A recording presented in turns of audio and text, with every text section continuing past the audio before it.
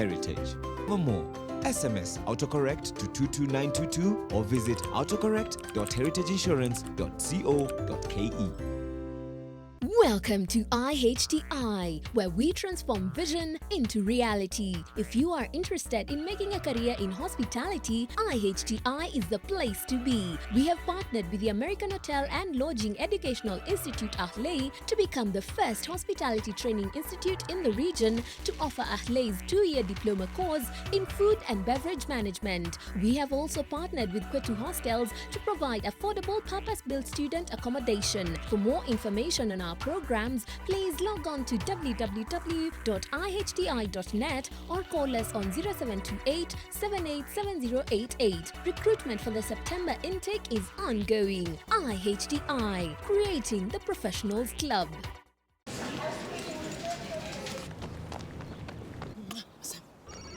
Hello? Yeah, it's me. Okay, baby. Can I buy a chocolate, please? It's for my mom.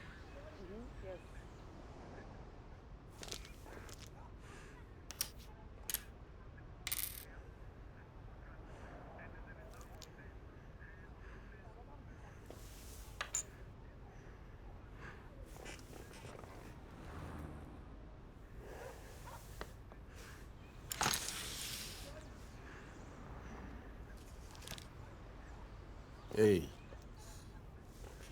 your change. Happy birthday, Mom. Thank you, Bella. There's a class and a half in everyone.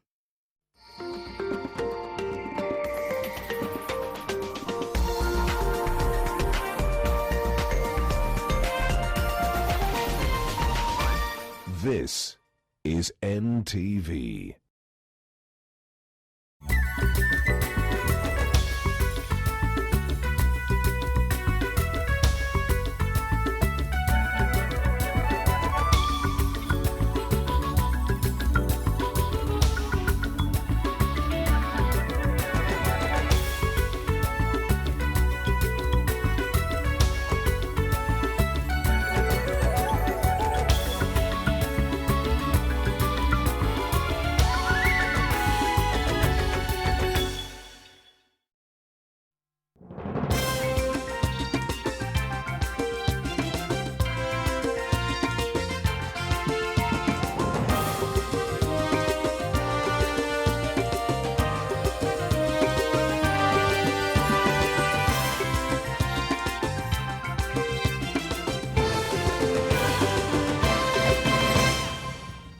Hujambo mtazamaji popote ulipo, ni siku nyingine tena tumekutana papa hapa katika meza ya NTV jioni. Tumekuandalia mengi kutoka humu nchini hata katika rubaa za kimataifa, lakini kwa sasa tuliopa kipaumbele Ijumaa hii.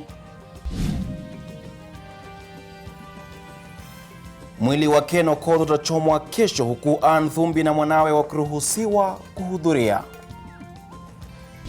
Wanasiasa ni rafiki yako leo, kesho amekuruka. Gets upset when things are following us. People are running. One is running to open the door. Another one is doing what. She didn't quite like that. Viongozi wamiminia sifa tele marehemu Joyce Laboso kwa kuwa tofauti na wanasiasa wengi. Watoto wa nje ya ndoa. Je, wanaume watakubali changamoto ya kuwatangaza wakiwa hai? St. Anthony kupambana na Dagoreti, nayo Nyakachi itachuana na Itigo katika fainali za shule za upili. Hii ni NTV jioni na Daniel Mule na Kaltun Jama. Na mtazamaji, karibu tena kwa taarifa hizo na nyingine kwa kina katika lugha ishara. Hii leo ni David Agondoa. Tunaanza kwa taarifa ambapo mazishi ya mbunge wa Kibra Ken Okoth yataendelea kama ilivyoratibiwa, ikiwa ni baada ya familia yake Okoth kuwakubali Ann Thumbi na mwanawe kuhudhuria. Awali mahakama ilikubali uchunguzi wa DNA ufanywe ili kubaini kama mtoto wa Thumbi ni wa Okoth, huku ikikubali safari yake ya mwisho kuendelea. Aidha, mwili wa Okoth hautapelekwa katika kaunti ya Homa Bay, ikiwa ni baada ya familia yake kutaka iachiwe kufanya hafla ndogo. Huenda kitendawili kilichotegwa Alhamisi katika misa ya wafu ya mbunge wa Kibra Ken Okoth cha iwapo alikuwa na mtoto nje ya ndoa kikateguliwa hivi karibuni baada ya mahakama kuamuru uchunguzi wa DNA ufanywe haraka iwezekanavyo. Kwa mujibu wa mahakama, shughuli hiyo haiwezi kuzuia kwa vyovyote mazishi baada ya familia yake Ken Okoth kukubali baadhi ya matakwa ya mwakilishi maalum wa wodi hapa Nairobi Andhumbi, ambaye alidai alikuwa ametengwa. Familia yake Okoth ikiwakilishwa na wakili Edwin Sifuna ilikariri haikuwa na pingamizi yoyote ya Dhumbe na mwanawe kuhudhuria mazishi, huku akidai mvutano ulioshuhudiwa haukufaa. We have consented to the minor Jadon participating in the final rites of the late Ken Okoth, so that really, as we said yesterday, there was nothing to fight about in this particular instance. This is purely a family matter, and we were guided by Article 159 to ensure that family matters are resolved through alternative dispute resolution. Alhamisi mchana, Dhombe alipata maagizo ya mahakama ya kusimamisha mazishi kwa madai kuwa mtoto aliyepata na Okoth hakutambuliwa na aliona dalili za kutengwa iwapo hangejitokeza. Aidha, alitoa picha kadhaa kuonyesha uhusiano wao ulivyokuwa. Over the period of the past 3 years, the family has requested Anne that she subjects that kid to a DNA test when Ken was still alive. And the instructions we have from the family is that she has repeatedly refused to subject this kid to a DNA test. So it is a bit strange that after the death of Ken is when she emerges and starts saying that she wants a DNA test. Sasa familia imepata fursa yake ya kuuchoma mwili kama alivyohusia Okoth kabla ya kuaga dunia, shughuli hiyo ikitarajiwa kufanyika kesho Jumamosi jijini Nairobi. The plans for Kasipul cannot logistically be undertaken at the moment, so we ask the nation to bear with us. I'm sure everybody understands the very difficult circumstances that we find ourselves in. We would have loved to have everybody who loved and respected Ken have an opportunity to pay their last respect, but we are operating under an extremely difficult set of circumstances. Kennedy Muredhi, NTV. Kwingineko, Daktari Edwin Abonyo hakuwa maarufu kwa wengi, ila sasa ametambuliwa na wengi kufuatia aliyozungumzia katika misa tofauti za marehemu mkewe Joyce Laboso. Japo Abonyo aliishi na mke aliyepata umaarufu katika ulingo wa kisiasa, amemsifu mkewe kama kiongozi ambaye alitambua kila aliyemhudumia na anataka viongozi waige mfano wake katika kumwenzi. And thank you very much, Uru. Thank you. I don't know protocol, so if I keep on calling the names in that order, you'll excuse me because I'm not a politician. Aliwafanyia waombolezaji kuangua kicheko kila aliposimama kuzungumza. Now, this Luo man became the symbol of Abonyo. This fellow didn't have teeth completely. He was very black. For some reason, his head was a bit big. Katika hadhira za kumwomboleza mkewe aliyefariki dunia wiki hii, hakudhihirisha huzuni ya kumpoteza mkewe na alionyesha ujasiri wake kwa kumwomboleza katika hali ya furaha. I used to call her Love. In her phone, she saved me a sweetheart. So Love, rest in peace, and we'll try to emulate you. Alipohudumu kama gavana, mke wake hakutaka mengi, jambo ambalo Daktari Edwin Abonyo amewaomba viongozi kuiga. Because you all know Joyce was not a dramatist. Joyce hated drama with a passion. I'm sure you've never seen Joyce with chase cars. I'm 100% sure you've seen that. She gets upset when things are following us. People are running. One is running to open the door. Another one is doing what. She didn't quite like that. Ni katika hafla kumwomboleza mke aliyemwenzi, Edwin Abonyo aliwapa changamoto viongozi ambao baadhi wamekabiliwa na kashfa za ufisadi na utumizi mbaya wa mamlaka, kufuata nyayo za Joyce Laboso ambaye ametajwa kama kiongozi wa kipekee. I'm a contractor, but in this moment, even if you walk what distance, what length, you will never find that I ever picked a job to do here. That is not in Joyce's house. Na japo alikuwa miongoni mwa wakuu serikalini, hakusita kuwakumbusha historia kati yao. But Matiang'i, for information, maybe doesn't tell you. But me, you see, I really don't care because there's nothing you can do to me so much. Matiang'i were friends with Joyce from Egerton. Edwin atamzika mke wake hapo kesho huko Fort Ternan, Kisumu. Leila Mohamed, NTV. Na hakika Dr. Bonyo ni msemaji wa kipekee, anasema ni mlumbi, japo tunaendelea kumtakia faraja. Tukisalia na taarifa hiyo ni kuwa Rais Uhuru Kenyatta amesema kuwa serikali yake iko tayari kupambana na janga la saratani, huku akiahidi serikali za kaunti zitaongezewa vifaa pamoja na dawa za kutibu saratani. Rais amesema haya alipoongoza viongozi tofauti pamoja na wakazi wa Bomet kumpa Daktari Joyce Laboso mkono wa buriani. Bridget Ngana na taarifa hiyo. Mwili wa gavana Joyce Laboso ulifikishwa uwanjani Bomet asubuhi kwa ibada maalum ya wafu kwa ajili ya wakazi wa kaunti hii.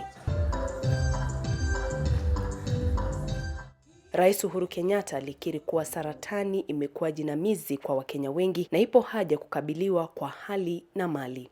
Tutaongeza ile pesa ambaye serikali ya kitaifa inaweka for the treatment of cancer, na ndio wananchi waweze kutibiwa wakiwa hapa.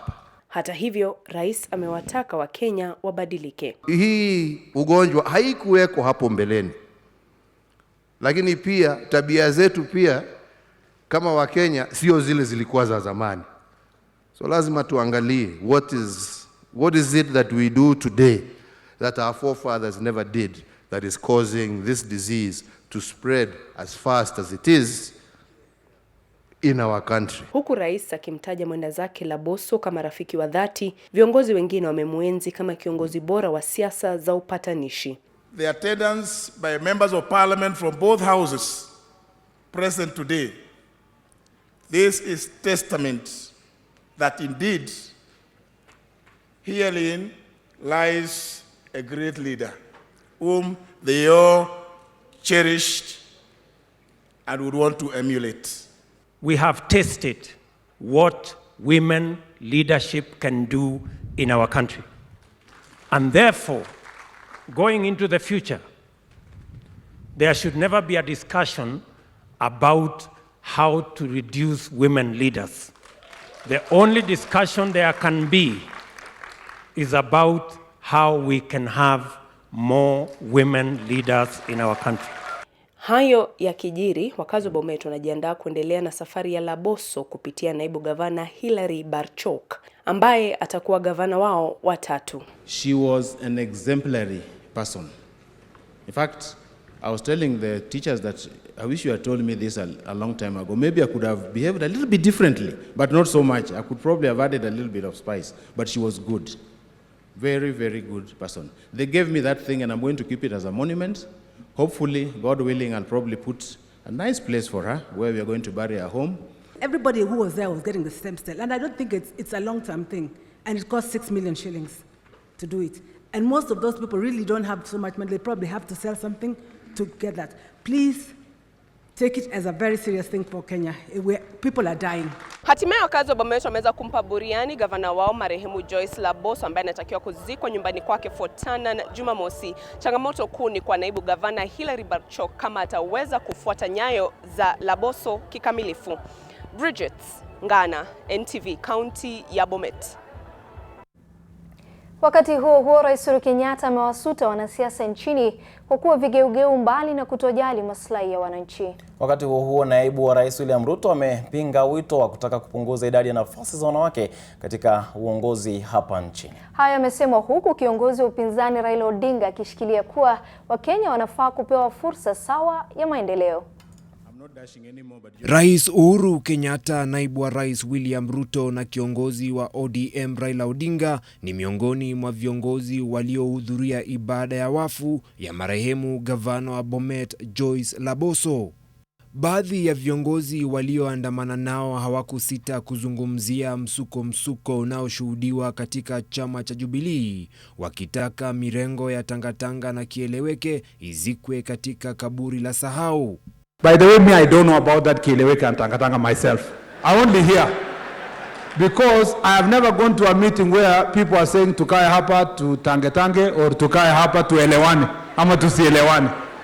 So I used to tell Joyce, but there is nothing that exists. Akaniambia, even the perception itself that there is a division in Jubilee, she does not feel that it's right. Na hasa wakidabama nyinyi wenyewe mnatuuliza. Hata kwa hii mazishi mumekaa kando. Genke moja imekaa huko, grupu nyingine imekaa huko. Mko na uniform tofauti na mnajiita nani? Sasa mbona mnalaumu rais na makamu wa rais? Rais Kenyatta alionekana kukerwa na mienendo ya wanasiasa nchini, huku kiongozi wa upinzani Raila Odinga akiwataka viongozi waliochaguliwa kuwapa wapiga kura maendeleo. Hiyo ndio Kenya tunataka, kuunganisha Wakenya wote wawe kama kitu kimoja. Tuache mambo ya ubaguzi, tuache mambo ya ukabila, tuache mambo ya ufisadi. Alafu Kenya itaendelea mbele kwa njia nzuri. Mimi nimesema nataka kila Mkenya awe na fursa sawa kimaendeleo. Mwanasiasa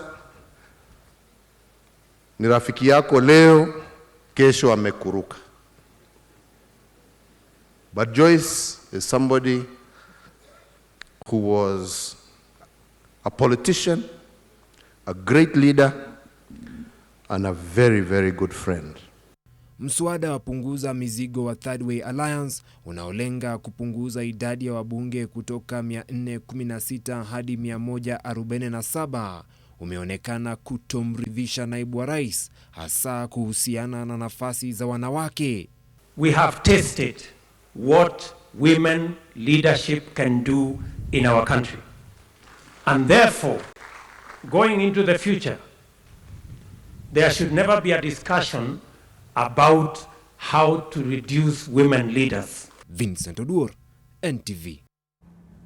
Na baada ya Gavana Sonko kupasua mbarika kuhusu mtoto anayedaiwa kuwa wa marehemu Ken Okoth, kumeibuka mjadala kuhusu haki za watoto hao. Je, sheria nchi inasemaje? Mwanahabari wetu Charity Mwangi ana majibu. Inaonekana imekuwa desturi kila kunapotokea kifo cha mtu mashuhuri, watoto ambao awali walikuwa ni siri ya mume na mpenziwe wanajitokeza kama ilivyoshuhudiwa jana. Kulingana na wakili Peter Munge, sheria inawatambua watoto wote wa marehemu bila kubagua. If a child is born by Mr.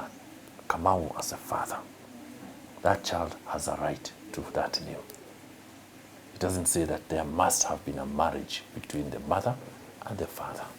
Mbunge Millie Odhiambo kupitia mitandao ya kijamii anadai kuwa atatoa pendekezo litakalowashurutisha wanaume kuwatangaza watoto wao wangali hai. Hata hivyo, wataalamu wa kisheria wanasema mswada hauna umuhimu kwani katiba imeshughulikia masuala ya urithi.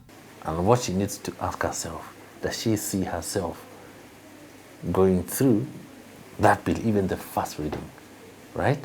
Or even through the committee stage when it's a house where majority are men. And probably, I say probably, some are victims. Kusitishwa kwa mazishi kwa ajili ya shughuli ya DNA hakukumfurahisha Munge. You can get a sample from a sibling or a close relative to the deceased person and confirm whether indeed that child is for the deceased person. If there is a will and the will has admitted or acknowledged that child, why would you stop that at a funeral? Sheria pia imeangazia masuala ya ugavi wa mali kwa usawa, isipokuwa jamii zenye sheria zao za uradhi kama Waislamu. The principle that they take into account is that all persons are equal before the law. And what the court consider is, what are the assets, right? Number two, how many are you, right? Then they go from there. Number three, is there a widow? And did she contribute, right, to any of acquisitions of these assets? Or is there asset which is a matrimonial asset? Lakini umuhimu wa wasia kuandikwa umesisitizwa. And one thing I keep telling men is that when you are gone and you're up yonder, and we have a will, and we are reading your will and says, these are the children of Mr. XYZ. And you see, we write, we give the names of those we know, people know, and those others. What would the people do? Hawatakuchapa. Hivyo basi ingekuwa vyema kwa wazazi hawa kutafuta suluhu la kudumu badala ya kushiriki ugomvi wakati wa kuomboleza. Charity Mwangi, NTV. Na mtazamaji, ndivyo hivyo kauli za wale ambao walizungumza naye Charity katika taarifa hiyo. Na swali ambalo limeibua mjadala na swali ambalo tulikuwa tunakuuliza leo katika mtandao wetu ni kwamba je, una maoni gani kuhusu watoto waliozaliwa nje ya ndoa kurithi mali ya marehemu? Na wengi tu wametoa kauli zao hapa. Niangazie mawili matatu kabla ya kuendelea na NTV jioni. Kuna Calvin Gisori ambaye anasema watoto wote ni wa marehemu, kwa hivyo wana haki ya kurithi mali ya baba mzazi. Anahisi kwamba wote wanafaa kurithi kibainika ni wa mwenda zake. Kisha kuna Charles anasema kwanza kabisa si vyema kuwa na watoto nje ya ndoa, lakini iwapo ni lazima ama iwapo ni jambo ambalo limeibuka na linajulikana, basi mtoto huyo ana haki ya urithi, ila tu kiwango cha urithi ya watoto waliozaliwa nje ya ndoa itakuwa katika kiwango cha chini kulingana na watoto halali wa ndoa. Maoni yake. Lakini kwa wale ambao walisoma Siku Njema kilichoandikwa na Walibora alisema kwamba hakuna mwanaharamu, pengine kitendo chenyewe huenda kiwe cha haramu. Ambalu Wanga anasema kwamba je, unadhihirisha kwamba mnamaanisha kwamba watoto ambao wamezaliwa nje ya ndoa wana haki ambazo zimepungua ukilinganishwa na wengine? Kisha kuna Hilary anasema hapo sisemi kitu, mradi wote ni sehemu ya familia. Kisha Ambalu Wanga anasema wana haki kama watoto wa ndoa, bora tu idhibitishwe ni watoto wa marehemu. Tutamalizia na mtamalizana na huyo, kisha tutakuwa tukiangazia mengine pale baadaye kidogo. Lakini kwa sasa wacha nirudisheni kwa Kaltun Jama, tuendelee na NTV jioni. Kaltun. Na tukisonga mbele na taarifa zetu ni kuwa familia moja katika kaunti ya Baringo imepata masaibu maradufu baada ya msichana wao wa miaka 13 kudaiwa kubakwa na kuambukizwa ugonjwa wa zinaa. Kinachowakera zaidi ni kwamba mshukiwa kuachiliwa kwa dhamana. Walipofika mahakamani hii leo, jamaa za msichana huyo walikuwa wengi wa matumaini kwamba binti yao angepata haki na kwamba angeepuka kuambukizwa maradhi ya zinaa. Mshukiwa alishtakiwa kwa madai kwamba Julai 31 mwaka huu majira saa 7 alimnajisi msichana huyo wa darasa la 7 makusudi. Aidha, anakabiliwa na kosa la pili la kumnajisi mtoto kinyume cha sehemu ya 11 ya sheria ya dhuluma za kijinsia kifungo 4 ya mwaka 2006. Aliachiliwa kwa bondi ya shilingi 300,000 ambaye alishindwa kulipa na kutupwa kizuizini katika kituo cha Kabarnet. Wakati huo familia ya msichana huyo wa darasa la 7 imehakikisha kwamba imefanya uchunguzi wa kubaini iwapo aliambukizwa ugonjwa wa zinaa ambao daktari amethibitisha kwamba mwanamume huyo anao. Kesi hiyo itasikizwa Agosti 14 mwaka huu.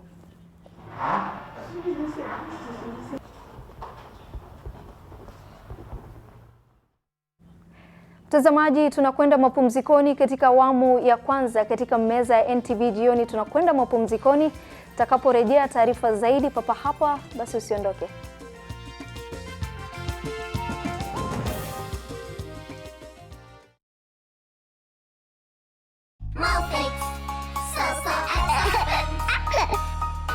Look how happy my baby is. I've tried different brands, but now I've discovered the world-famous Molfix and saw the difference. Let's see how absorbent Molfix is. Molfix, thanks to its ultra-absorbent particles, can keep more liquid than the other diaper brand, so you can use it comfortably all day long. All babies deserve a high-quality diaper. You should also try Molfix.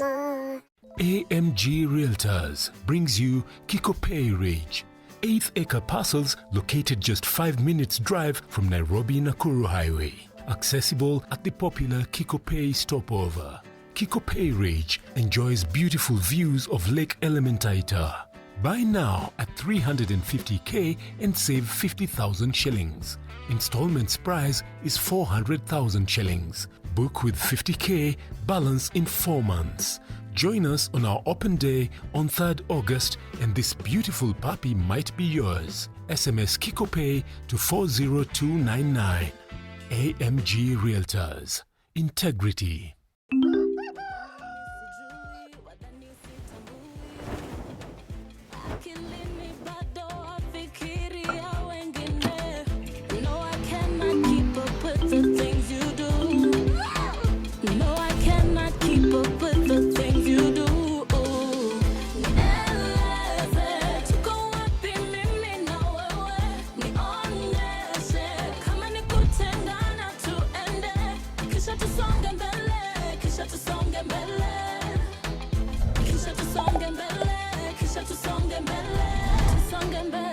Tusonge mbele na Fiber Mobile.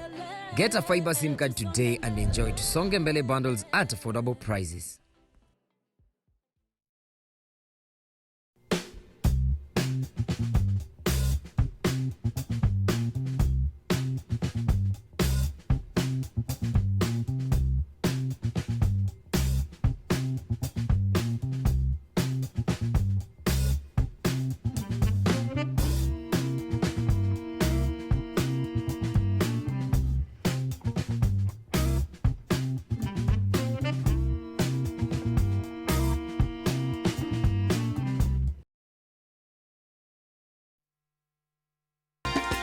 Hii ni NTV Jioni na Daniel Mule na Kaltun Jama.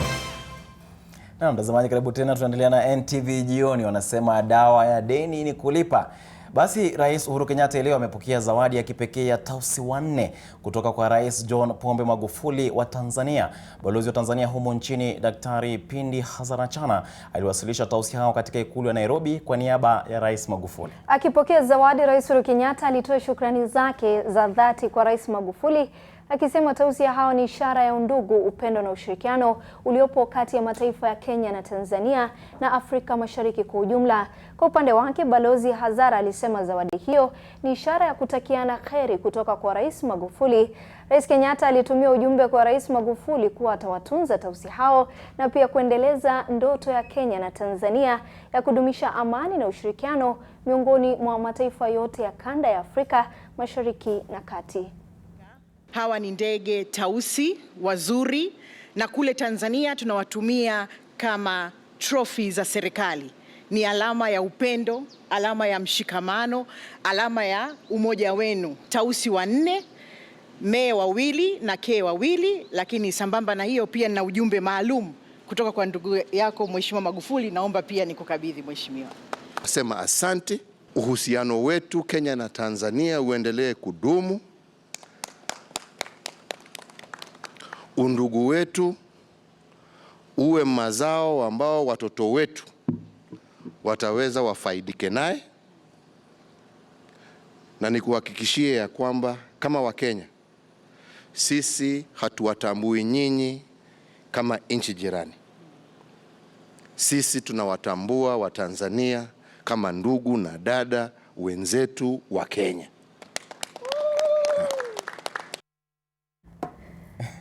Na tunatambua kama ndugu na dada, pia tunatambua kama wake na waume. Lakini unajua unapopewa kitu lazima urudishe mkono, kwa hivyo watatarajia pengine arudishe mkono pia. Basi tukisonga mbele ni kuwa maziwa husaidia kuipa ngozi ya uso unyevu na onyororo. Walimbwende hutumia maziwa yaliyochanganywa na unga ili kutengeneza kisugulio cha uso ambacho wanadai kuwa kina manufaa makubwa kwenye ngozi. Halima Gongo ana mengi katika makala ya leo ya Ulimbwende. Urembo wa uso umepewa kipaumbele sana, na ndio maana siku hizi kuna bidhaa nyingi za uso madukani. Wateja wengi huwa wanawake ambao hutaka sana kuzifanya ngozi zao hususan za uso kuonekana nadhifu na zenye mvuto. Skin is a living organ. So skin cells zinajirenew, what in English we call cellular renewal process. So after every 28 days unapata skin mpya. Lakini as we grow old, this process slows down. Slow down, hizo all skin cells zinakwama kwa skin. Zikikwama kwa skin ndio utasikia mtu akisema niko na flaky skin, which ana mini dry skin, lakini ni hizi all skin cells. Na then ukiwa bado na all skin cells utakuwa prone to get hizi acne, eczema. Kulingana na wataalamu wa urembo, bidhaa nyingi zilizoko madukani zimeongezwa kemikali ambazo huwa na athari kwa ngozi. Kulingana nao, zipo njia mbalimbali za kuifanya ngozi yako iwe na mng'ao wa kipekee na pia kuondoa chunusi kwa kutumia bidhaa asili ambazo hupatikana jikoni kila wakati, tena kwa urahisi. Kama nyanya na turmeric. The main component in easy products ni antibacterial. Antibacterial ina nguvu ya kukill hiyo acne causing bacteria. Hiyo ndio inaletanga shida sana kwa skin. Skin haina shida unless iko infected na bacteria. Ili kung'arisha ngozi, unaweza kutumia unga wa mahindi na maziwa kuisugua. Mchanganyiko wa unga na maziwa unapopakwa mara 2 kwa wiki husaidia pakubwa kuondoa uchafu wa ngozi ya uso na kuifanya kung'aa. Maziwa yanastahili kuwa baridi. Maziwa belongs to a family of AHA, ni lactic acid. na anytime hizi all skin cells zinakwama kwa uso, they bond, zinashikana kabisa. So maziwa it can gently penetrate na break nini hiyo bond. Ikisha break your bond, it will be easy for you to slough off nini hizo dead skin cells. Ukitoa dead skin cells utapata nini a fresh layer. Na unga wa mahindi sasa hapo it doesn't have any nutritional value. Hiyo ina act tu kama granules. Granules ni something itakuwa ngumu ndio uweze kuscrub. Ainanga kipimo. Crystal Kizito amekuwa akitumia mbinu hii tangu zamani. It is what I'll use to remove my makeup. Iwapo uso wako ulikuwa umepaka vipodozi, unapaswa kusafisha kwa kutumia mafuta. Kulingana na Walimbwende, mafuta ya nazi na mafuta ya zaituni huwa mazuri katika kuondoa vipodozi. Ukiapply mafuta unapplyingi in a way venye usifanye ngozi zeeke. So in upward motion. Kisha unaupangusa uso kwa kutumia kitambaa na maji ya vuguvugu. Vizuri. Unafaa kuosha uso kwa kutumia sabuni ya asili ili kuhakikisha kuwa vipodozi vyote vimetoka usoni. Kisha unachukua mchanganyiko wa unga na maziwa na kuusugua usoni. Unapaswa kuusugua uso taratibu kuzuia kuchubuka. La motion. Kwa forehead natumia tu mkono moja. Unakaa dakika chache kisha unaosha uso. Usipoitunza ngozi yako hasa ya uso utakuwa na vipele ambavyo wakati mwingine husababisha maumivu. After umescrub, it reveals the new skin cells. Yenye watu sema, now I look young. Una the difference, you can be like, wewe uko hapa na mwingine ako hapa. The difference mtakuwa na age same, lakini mwingine anaka vibrant, the radiance complexion. Hiyo ndo sasa skin cells ni mpya. Hiyo yenye watu wadogo wanakuanga nayo, especially teens. Halima Gongo, NTV, makala Ulimbwende. Baada ya taarifa yake Halima Gongo, kuna mmoja hapa anaitwa Easterline anasema asante sana NTV jioni kwa makala ya Ulimbwende. Sisi wanawake tunajifunza mengi mengi kila siku ya Ijumaa, yani katika makala ya Ulimbwende sisi wanawake tunafaidi kwa njia moja au nyingine. Naam, kazi nzuri yake Halima Gongo. Kazi kweli masuala ya Ulimbwende. Kwa hapo mtazamaji, tunaenda mapumzikoni, tukirejea ni taarifa za spoti.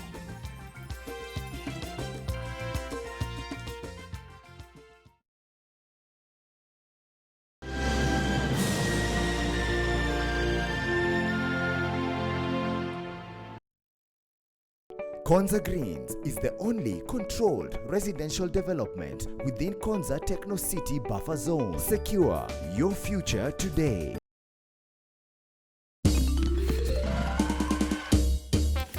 Sona moja imetengenezwa kwa njia spesheli ili kupambana na maumivu kwa haraka.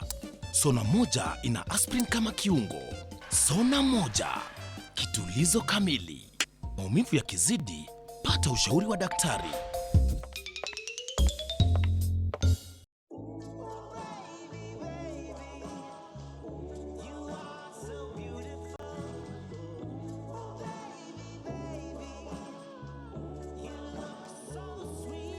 A shave others will notice. That's kind to your face and kind to your wallet. Gillette's affordable 3-bladed razor gives you up to 10 smooth shaves. Upgrade to Gillette Blue 3 today. Gillette, the best a man can get. Now is your time to dance and rejoice. It's time for the Great Gospel Crusade with Evangelist Daniel Kolenda and the ministry of Reinhard Bonke Nakuru. That Jesus Christ is Lord to the glory of God the Father. Come and receive your miracle from God at the 4-day power-packed crusade from Thursday 8th August to Sunday 11th August 2019. The venue is Afraha Stadium Open Grounds from 3 p.m. daily. Come and be blessed. Jesus is Lord.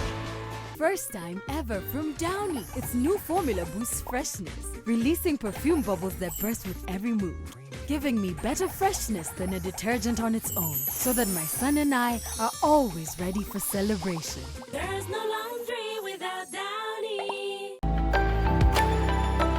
We tested, and then to my surprise, she's like, you're HIV positive. Yeah. I'm only 16 years old. I'm required to get an A Same time, take the ARV, forgive everyone. No, I can't do that. I need to choose a struggle. Well, there are some people who are like, how many people have you infected so far? Gotta be kidding. Yeah. Just ignorant comments. Yeah. The father of your kids. How did that happen? I just said, okay, I'm HIV positive and my viral load is suppressed and now I'm undetectable. You know, they never let you finish all that. Oh, okay. It never gets that far? Yeah, HIV positive, fine.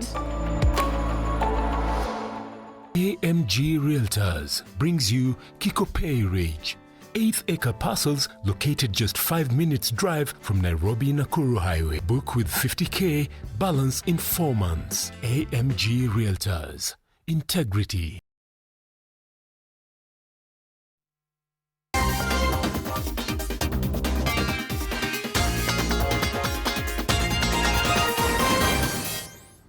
Karibu sasa tufanye za spoti. Michezo ya shule za upili ya muhula wa pili itaingia fainali hapo kesho, ambapo St Anthony itapambana na Dagoretti katika fainali ya wavulana wasiozidi umri wa miaka 20 na wasichana Nyakacho watachuana na Itigo katika fainali. Mwanaspoti Yoshua Makori yuko kaunti Kisumu na anakuletea matokeo kamili ya leo.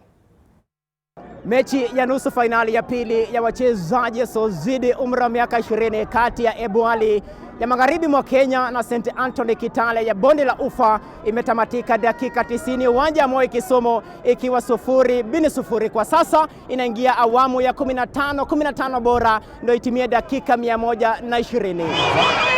Hadi dakika 120 mambo yalikuwa sare tasa, ikabidi mikwaju ya penalti kuamua mshindi.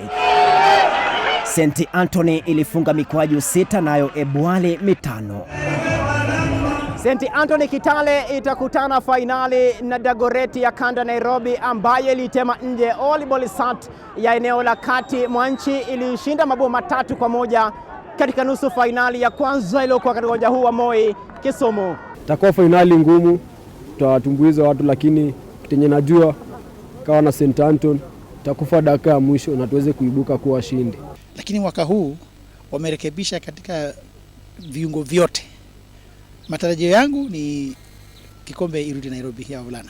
Wakati huo huo, wasichana wa Nyakachi walio chini ya umri wa miaka 20 watakutana na Itigo katika fainali hapo kesho. Kuhusu volleyball ya wanaume, Lelimoko itapambana na Mogonga katika fainali.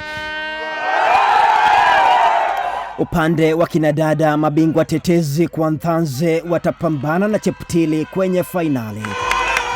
Katika mpira wa pete, Kayatiwi itacheza dhidi ya Nyakachi katika fainali. Kwengineko, dimba la Copa Coca-Cola kwa wanasoka walio chini ya umri wa miaka 16 litaingia fainali hapo kesho. Wiyeta itamenyana na Maeni kwa wasichana, nayo Serani itachuana na Koyonzo katika wavulana. Kocha wa Harambee Stars Sebastian Minye amewarai mashabiki kujitokeza kwa wingi na kujaza uwanja wa Kasarani Jumapili hii katika mechi ya mkondo wa pili ya raundi ya kwanza ya kuwania tiketi ya dimba la CHAN mwakani dhidi ya Tanzania.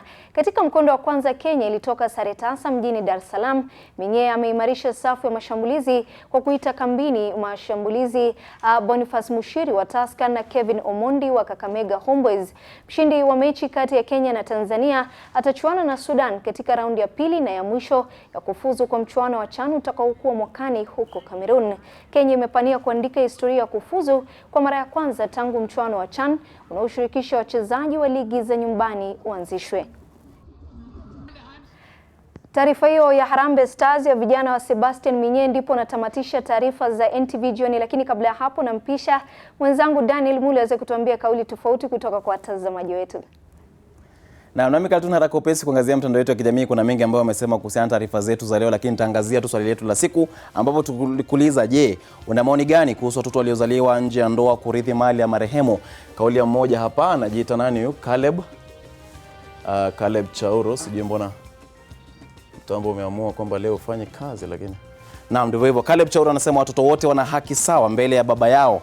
Changamoto ni kuwa kina mama watatumia hii nafasi kufyonza wanaume. Sijui anamaanishaje. Kisha kuna huyu Timothy Ngaire ambaye anasema yuko eneo la Mitume Kitale, ikiwa hakuna mwingine wa kurithi mali hiyo, basi itabidi yule mtoto aliyezaliwa nje ya ndoa awe mwenye kurithi mali hiyo. Ni swala tata hili, mjadala ambao hakika wengi wana mitazamo tofauti. Kutoka kwangu Daniel Mule, la ziada sina. Tunatamatisha NTV jioni kimtindo tukiondoka. Kumbuka The Weekend Edition na Dr. King'ori atakuwa anakujia na ucheshi tele. Kwa sasa nakutakia usiku mwema.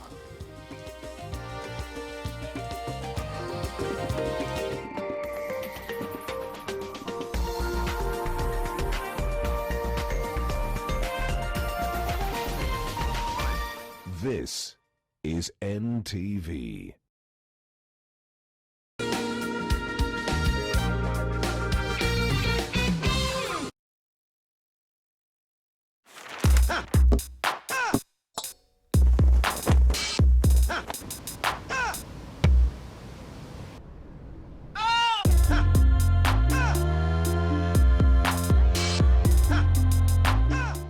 Je, maumivu ya kichwa na kukosesha amani?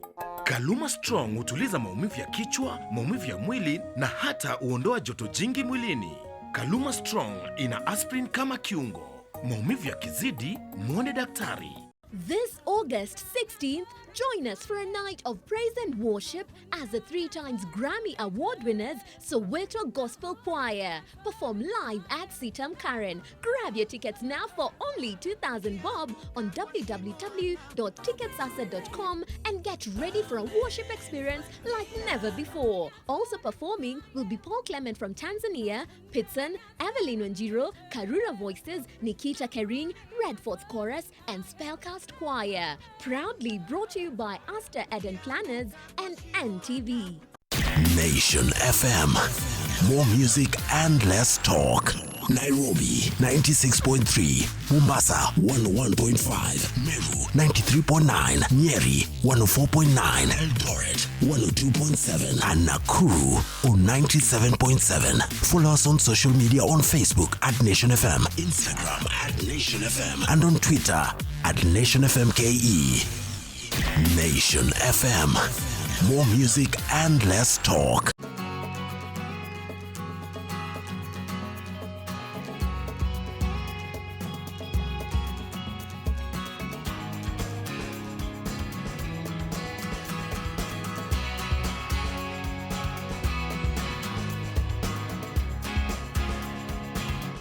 Usingoje hadi dakika ya mwisho.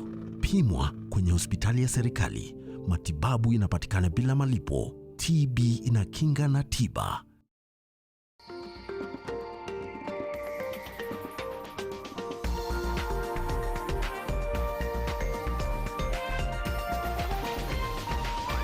NTV, turning on your world.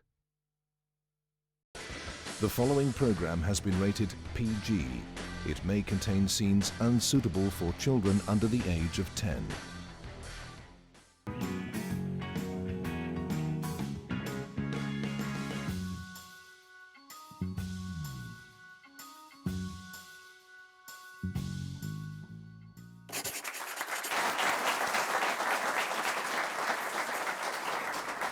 Hello and welcome to the Weekend Edition. I'm Dr. King'ori. We have a great show lined up for you. Our guest for tonight is the Secretary General of ODM. That's one of the biggest parties in Kenya. He's known for how well he articulates his party issues in public. He's also known for being a gentleman. And this particularly is for 2 main reasons. One, his calm reaction when Malindi MP Aisha Jumwa snatched a microphone from him in public. And 2, you remember when Miguna was in detention? Alimpelekea chipo na kuku. Chipo na kuku, chipo mwitu. Edwin Sifuna is in the house. Thank you. Thank you. Thank you.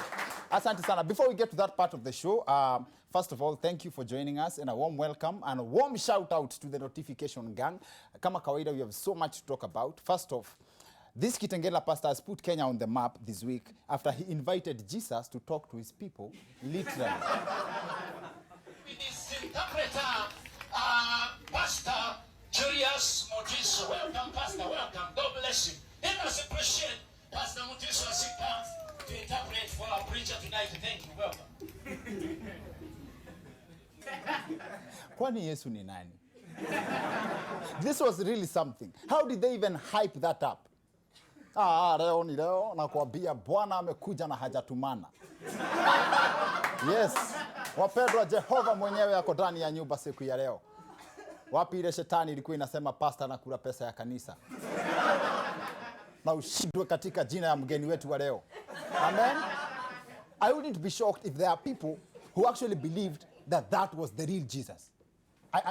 Personally, I knew that wasn't Jesus the moment he stepped on the pulpit with his interpreter, Julius Mutiso. Yesu atakosaje kujua Kiswahili? Or better yet, for argument's sake, let's say that was the Lord. What does that mean to those people who cannot pray in English? Unajua nimekuwa nikiomba, nashindwa maombi yangu haijibiwi kwa nini? Kumbe Bwana asikii lugha ya taifa. First, church itatuonesha mambo. First was this resurrection stunt. Now, I'm sure there's a pastor somewhere now crafting how to take the game to the next level. Wapendwa, nawaambia Jumapili ijayo tunawaletea shetani mwenyewe. Yes. Ibilisi himself atakuwa ndani ya hekalu na kila mtu atapata nafasi ya kudini naye personally. Sema ashidwe. Kwa shilingi yako 2,000 utapata nafasi ya kumconfront mwovu shetani in person. A section of Kenyans have not seen any big deal with this story because the concept of Bible characters is not new in this country. As we speak, Paul is said to be torn between. Paul is torn between Damascus and Damaris. Yes. That's been trending. That has been trending for a better part of this week. And just like the old times, Moses was recently in trouble over a rock. Yes. And haters claim that Judas is a governor. Yes. Elsewhere, an 83-year-old to be exact, grandmother has been handed a 2-year suspended sentence by a Nyeri court for peddling bang. An 83-year-old grandma, nyanya ya mtu anauza bangi. To be arrested at 83 could only mean two things. One, this was her first time selling weed, or she has been selling it for at least 63 years. That's assuming she started at 20, to be fair. On her part, Shosho amejitetea. She claims that she left her basket and bucket unattended at the stage, akavuka barabara to buy 2 loaves of bread, and then boom, there was weed. Yes. From that explanation, police have concluded that wacha kuuza, kuna vile Shosho anaweza kuwa anatumia stock. And this totally changes the lyrics to Steve O Simple Boy's songs to Vinyanya tuache miaka. Yes. Song imechange. Yes. Also, following the order of his arrest by the DPP, on Thursday, Kiambu Governor Eliud Kipchoge went missing. He went missing from Thursday all the way through Sunday. This has revealed one thing the governor has in common with the English language. Wote wanajua kujificha wakati wanatafutwa. Maitafuta kizungu unajiambia wewe unaijua lakini. Also, there was an outcry from Kinangop farmers this week after it emerged that livestock thieves have resorted to milking their cows at night. As in, wezi wanamka 1 hour earlier than the farmers, wanakamua ng'ombe wanaenda. Ukiamka unapata droplets. Now that the cows and the farmers have had enough, being human, I have decided not to milk the story any further.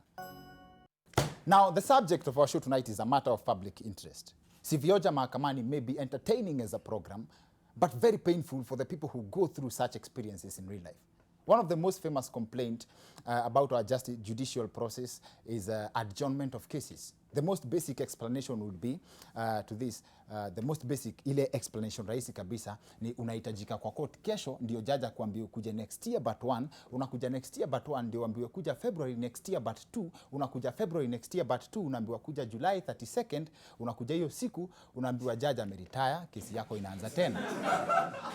And that's a story that very many people can relate to. Ukikosa hata siku moja, pole kwako. Badala ya kuzungusha mtu yoyote, hata afadhali wakwambie kesi yako itasikizwa Willy Paul akiokoka. For real. Yes, that can be something to look up to. Yes, that's one of the most common features, main features of court cases. Unaweza pata hata ule shosho tumesema hapa juu, ati akona kesi ya bangi at 83 years. Unaweza pata kesi yake ilianza kusikizwa na Sir Evelyn Baring. Yes. Most of the issues we intend to discuss on the show tonight are matters still in court. So to be safe, I believe it's proper we discuss them in the presence of a lawyer. A good lawyer for that matter. So allow me to extend this conversation to the second part of the show to break it down with our guest, lawyer Edwin Sifuna. So see you guys on the other end of this break.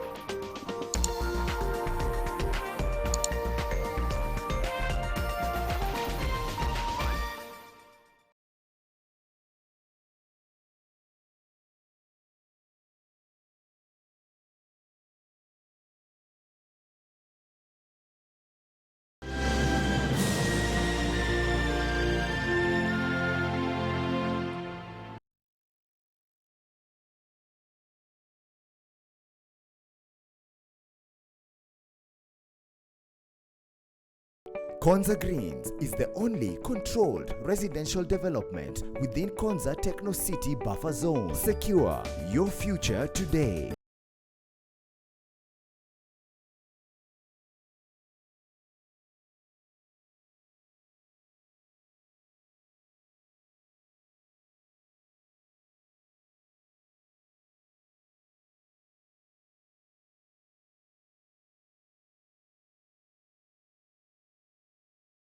Konza Greens is the only controlled residential development within Konza Techno City buffer zone. Secure your future today.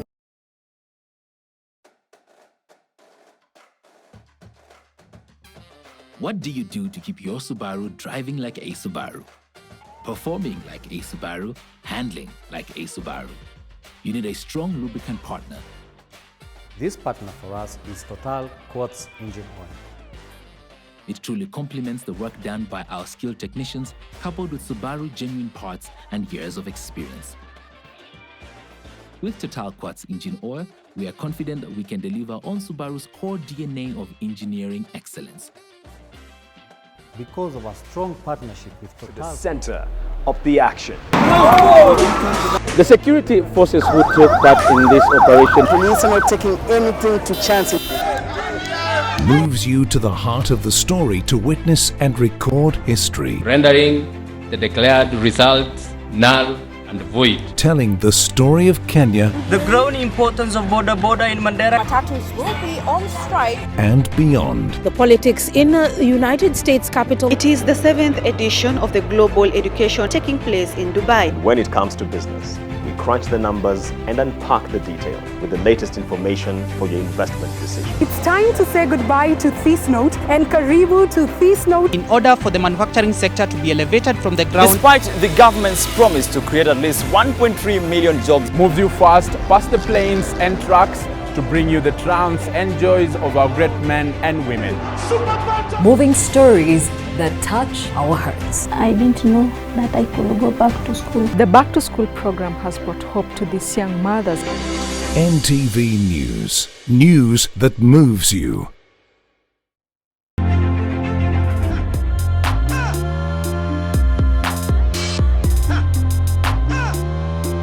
OneXBet, African betting partner of Tottenham Hotspur. The Aerial Guarantee. Asante sana. Sasa, ni nini kingine ambacho unaweza kumfanyia msichana wetu? Kila kitu, hata kufua nguo na Aerial mpya. Basi, tuonyeshe. Hey, sasa fanya haya madoa yawe sugu zaidi. Sasa tufue kwa kutumia sabuni yako na kutumia Aerial mpya. Aerial mpya kwenye pakiti mpya. Unaniamini sasa? Aerial huondoa madoa sugu kwa mwosho mmoja tu au urudishiwe pesa zako. The Aerial Assurance Challenge. Asante sana. Sasa, ni nini kingine ambacho unaweza kumfanyia msichana wetu? Kila kitu, hata kufua nguo na Aerial mpya. Basi, tuonyeshe. Hey, sasa fanya haya madoa yawe sugu zaidi. Sasa tufue kwa kutumia sabuni yako na kutumia Ariel mpya. Ariel sasa inapatikana kwenye pakiti mpya. Unaniamini sasa? Ariel huondoa madoa sugu kwa mwosho mmoja tu.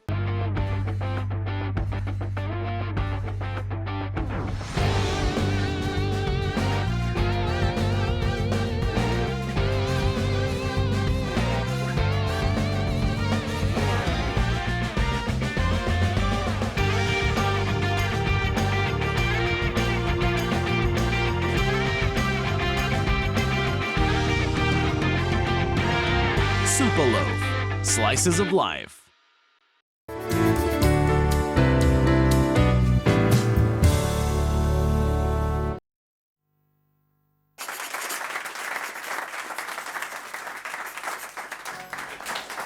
Welcome back to the Weekend Edition. I'm Dr. Kingori. Like I said, Leo, the subject on our show tonight is a matter of public interest. Na tuko na guest wa power. I just hope by the end of this interview atakumbuka alikuwa NTV.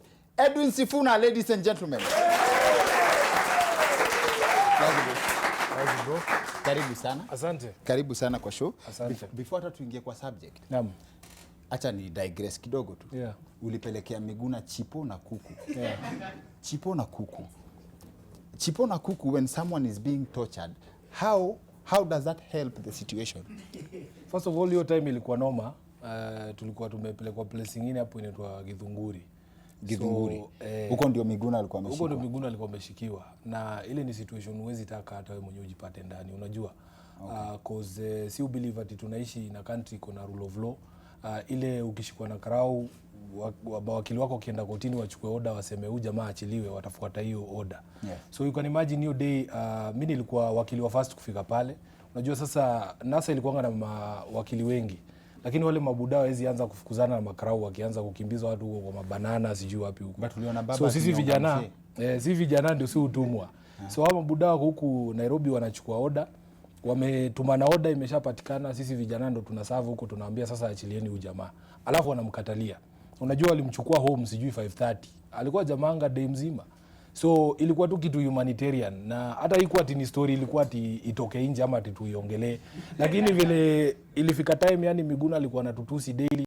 Anatuambia vile si ni obvious sijui ni revolutionary. Tulikuwa tu tunamkumbusha kuna watu walikuwa kuna watu walikuwa naishi ndani ya maji Nyayo House manze na watu zumbui.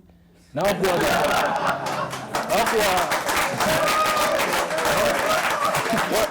walikuwa wanafungiwa basement Nyayo House, walikuwa wanalala ndani ya maji, hakuna choo, unaenda pale kila siku unalala ndani ya maji kama umesimama hivi. Sasa wewe unajiita revolutionary, sijui utakuja kuanzisha revolution na ukisikia njaa unaitisha fries na kuku na mosquito. So haikuwa ati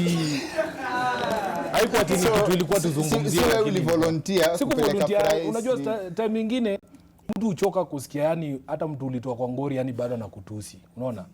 Anazidi kuongea mbaya. So nilikuwa tunamkumbusha boss.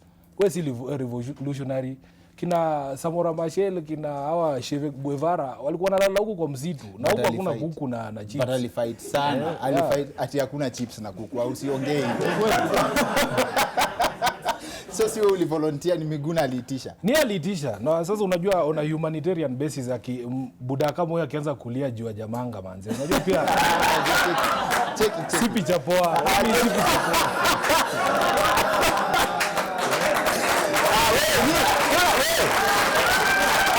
Maze wacheni mnayaji club ya mzee ameitisha chipo na msikue hivyo.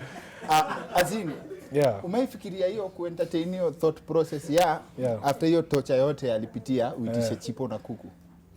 Basically ilikuwa ni lazima amange. So unajua hata hiyo azinovolve vitu angekula. Okay, ningemtafutia kisembe na kuku pia lakini tulikuwa place nyingine huko ndani unajua. So ile tu place ya fries ilikuwa karibu hapo tukamchukulia. Akamanga at least alikuwa akakaa poa yani. Wewe si mtu mpoa. Wewe si mtu mpoa. Mimi siwezi enda lunch na wewe. Sasa nini? Hiyo inatuleta kwa story ya justice system. Mse kama Miguna ako nje and that speaks volumes to the rule of law. Kama anasemanga he's my friend by the way. Anasemanga kuna court orders mob hazijakuwa followed na zimepeanwa na court of law yenye ina expect wase wengine wa follow. So inaka ni kama kuna wase wanajua kumanipulate system na kuna wase wanajua kuget away nayo. That's such that kuna msee zaiba billions. Kesi yake iendelee for 30 years, aishi maisha yake yote, kesi inakuanga ongoing, but kuna msee anaiba kuku ni one touch.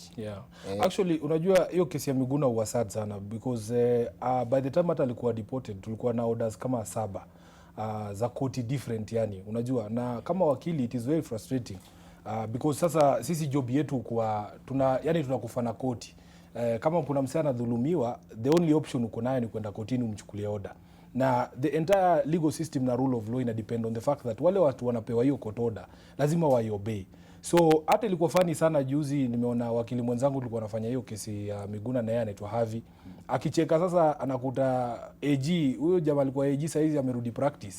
Pia yeye anaanza kulia ati venye gavai respect court orders. So unajua ile kitu tunasema tukue tu na society yenye ni fair kwa kila mtu. Such that kama tutakubaliana court order ni court order, kila mtu lazima aiheshimu. We will have a better society. Kwa sababu unajua watu wako in power wao usahau. Hiyo power inawezaisha siku moja. Ujikute wewe sasa pia wewe ni raia. Alafu unapatiwa court order, watu wako kwa power sasa hizo hawakusaidii. Sisi siku hizi si ucheka. Sio na kina Sudi wanalia hapo ati sijui rule of law, sijui watu wanachukua Friday, sijui hakuna cash bail. Si ucheka tu. Unajua sasa kama sasa hii maloya wa NASA nikaa tuko break. Wale watu wanachukua cash bail. Watu wanachukua cash bail sasa ni maloya wa Jubilee. Juu sasa unajua stories of corruption wana defend sana juu ni watu yao ndio watu yao ndio sana wanashikwa na hiyo wazi. Hapo kwa cash bail na kuachilia wase ukisema wanachukua cash bail, how does the court determine that? Because kama sasa tumeambiwa governor wa Kiambu Waitito ametishwa 15 million cash bail na anasema hizi hizo do. Unajua ile kitu koti uangalia first of all ni makosa umefanya. Unajua kuna time hata kila makosa na bei yake. Kila makosa na bei yake. Kuna time before hii constitution mpya to get ilikuwa kuna crimes zingine ukichajiwa huwezi patiwa cash bail ama bond yoyote. For instance ukiua msee hiyo time kabla hii 2020 constitution ilikuwa live, wewe unakaa remand mpaka siku kesi yako itaamuliwa. So makosa umefanya hiyo uangaliwa. Kama ni tuseme kitu kesi ya wizi, bei ya kitu umeiba pia ina determine. Huwezi kuwa umeiba milioni 200 for instance alafu waachiliwe na cash bill ya haiwezekani. So wanaangalia ile profit una make. Alafu pia wanaangalia wewe ni mtu aina gani. Unajua kuna wase wanakaa wasiwasi hata watujui kwa wanaishi wapi. Ni jo mseani akiachiliwa leo atapotea. Hakuna mtu anamjua. Kwao wale wanaitwa kina Yahaya, wale ulizwa tu mnaishi wapi. So wanakuangalia. Kama wewe mwenye wanajua. Sipendi vile unapiga story unaangalia. Mse kama wewe mwenye tunajua at least uko na job hapa NTV, tukikukosa sana simu yako isipoingia tunaweza pigia Jen Ngoiri, nimeona vile mnaongea.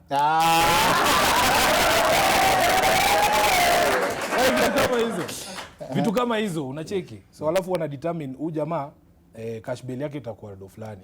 So unaona kama Waititu wameseti wewe 15 juu ya ile vitu wanasema ameiba. Unacheki. Na mimi najua mse yako na hiyo doni venye tu pia labda hataki kujionyesha ati yako nayo juu ukienda kutoa walipe cash bail wanafuata hiyo place umetoa. Kwa hivyo ni trick. Ni trick. Na pia ni msamezoea hizo anajua maheri. Si ati ni msakilala indati ni issue, yani ni mse huko hata wanamjua. Ako home. Ako home. Wewe si mtu mpoa. Again nasema wewe si mtu mpoa. Na ukiangalia story ya kesi ya msee kama Umadhi alipiga nduru anaitwa Wamboi Milimani Court. Kesi yake ilikaa 15 years from 2003 to 2004. Akawin in 2017. Sijui judge akachange. So inamaanisha tena sijui kesi ianze tena ama what happened. Nani kesi ya shamba I think ni 2.5 acres, kuna jamaa kuna interest nayo. Hakuna kitu inaweza fanywa system tuache kuwa na makesi kama hizo. Kusema ukweli kuna shida mingi sana kwa kotiko zetu. Yaani mahakama zetu ziko tu na story mob. Kuna ukora mingi huko kwa registry. Kuna time files zilikuwa zinaweza kupotea because watu wanajaribu kudelay hiyo process, judgment isipatikane juu wanajua wako on the wrong. So kesi kama hiyo madha yani ilikuwa sad ndio, lakini si yeye peke yake. Kuna watu wengi sana waulia files zimepotea. Kuna hata time yenye judiciary introduce yani kukikuwa na files zenye ni controversial sana Yani judge ni kama anaishi na hiyo file yeye mwenyewe. Hairudingi registry. Juu generally inatakana judge akimalizana na file zake zote zurudishwa registry, so that hata kama unataka kuiperuza ama kuangalia kitu unaweza angalia. Lakini ikafika time yani kuna file sensitive sana mpaka unakuta sasa judge anaishi na hiyo file. Unaona jua kuna system nyingine. Yeah. Alafu pia hizi delays huko ziwana vitu mob.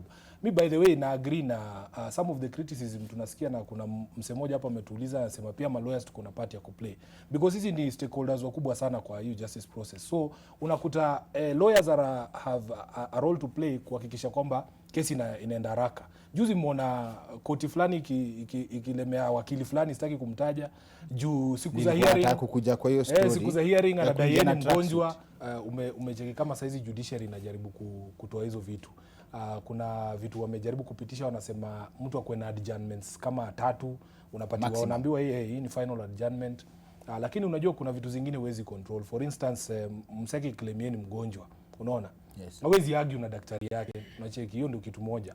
Mtu akuja aseme amekuwa bereaved, unajua inakuwa vigumu, anakusho tuko na matanga home ama kitu kama hiyo. Time zingine ni magistrate mwenyewe hayuko. Time nyingine there's all sorts of factors, lakini najaribu encourage watu kwa sababu tunaona Maraga at least anajaribu kusukuma vitu zikwe poa. Analeta changes one by one kuhakikisha kwamba at least trials zinaendelea. Na hiyo kitu inakuaga judge mmoja akianza kusikiza kesi, yeah?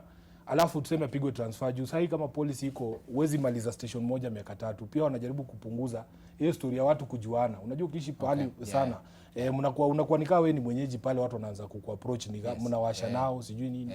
Mnaanza kuzoeana. So wame introduce hiyo policy, wanasema 3 years unapigwa transfer. So hata mimi niko na files zangu, kwa mfano kule Mombasa Judge Walanza amepigwa transfer na Busia. So kesi yangu file yangu itapelekwa mbele another judge. So ni nyinyi kama parties mdetermine whether mnataka judge mpya aendelee na ile record ya ule judge mzee ama unataka mwanze fresh. So unakuta kuna mawakili wengine wao insist kila wakati tuanze fresh. Yani tu kudelay time na kumake domo. Na kuna wase pia wanatumia court kama weapon ya punishment. Yes. Jambo kuna style fulani ya mtu akiwa na noma na wewe ama mtu anataka kukupunish ukae ndani indefinitely, anakuja anaenda anakureport.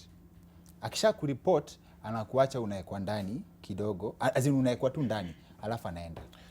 So inamaanisha hutawahi toka mpaka ile siku atakama. One of the things tumekuwa tukicomplain, hata hiyo time tulikuwa tunavurugana na Gavo, alikuwa wanatudandia daily. Tulikuwa tunasema yani kuna abuse of police power kwa hii country. Unacheki kama there is no justification kwa arrest mtu yoyote Friday yani, because unajua vizuri huyu jamaa umpeleke kotini. But the problem has been, so sasa tunaelewa Waitito. Tunaelewa.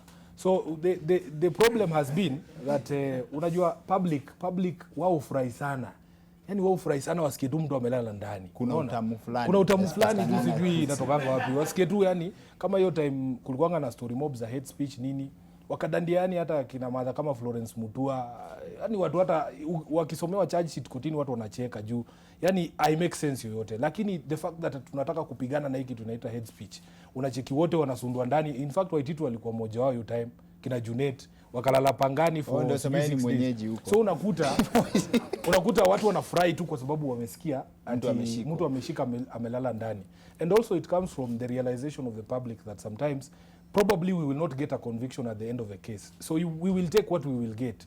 If all we will get is somebody spending a weekend at the courts, ni sawa. As a lawyer, I know this is hard, but if you are to be honest, hizo vitu zote umetuambia kama zingekuwa opposite, would you tell us? As in kama ungekuwa ni aje, utuambie tu ukweli. Ni aje buda, sasa ukiingia pale ni ukule. Unajua? Ukule na wase wako, ukule na wase unajua. Would you tell us? Ungetuambia? Wacha nikushow kitu moja. Unajua human beings have been given a certain power by God generally to discern the people who are genuine and people who are not. You can tell. Ni sisi tu ujifanya tunataka kufunga macho. Actually ukiona tu mtu, unajua mtu ni mkora. Unaona? But lawyers wao huenda kusomea ukora for 7 years. Hakuna mtu usomea ukora, hakuna ukorofunzwa. Hakuna ukorofunzwa shuleni.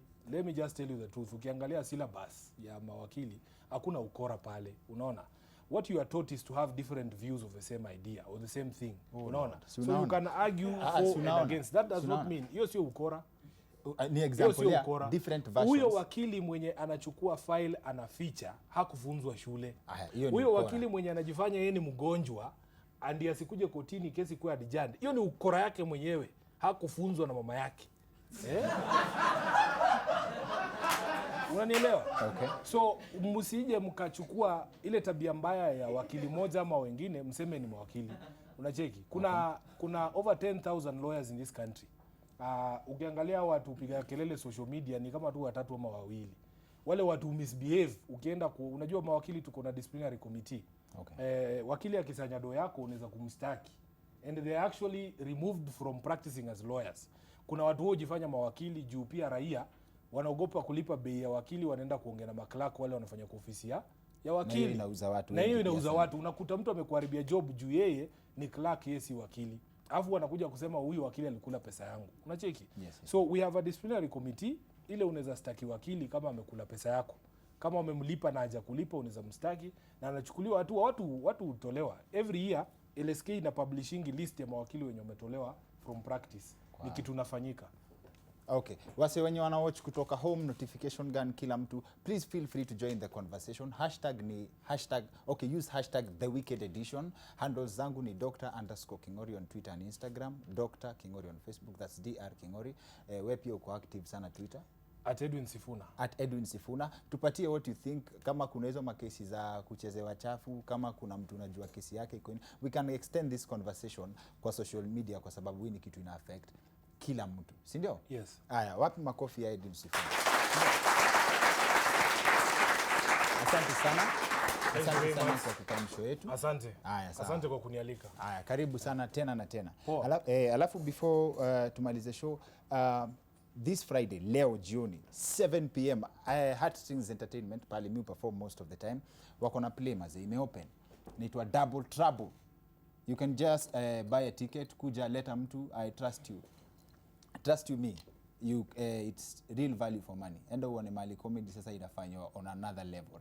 Inaendelea Sato na Sunday 3 p.m, 3:30 from 3:30 na 7 p.m. Nairobi Cinema. Hapa tutao CBD na kuna ma drinks na ma yanks. That's it for the Wicked Edition. See you next week. My name is Dr. Kingori.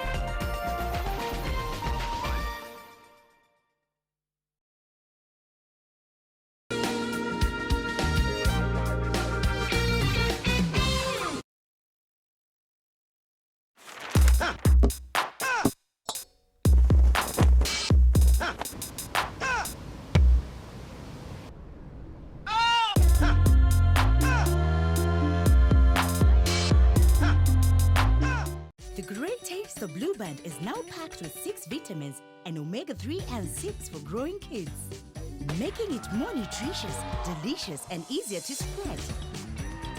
You can tell they're from a Blue Band home. Give your kids the taste they love and the good start they need.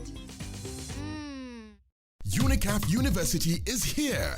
Internationally recognized and licensed by the Commission of University Education in Kenya, offering generous scholarships for online bachelor, master's, and doctoral degrees, awarded from partner universities in the UK, the US, Europe, and Africa. Apply now at www.unicaf.org or call 0730 775 000. Choose UNICAF University for the career and life of your dreams.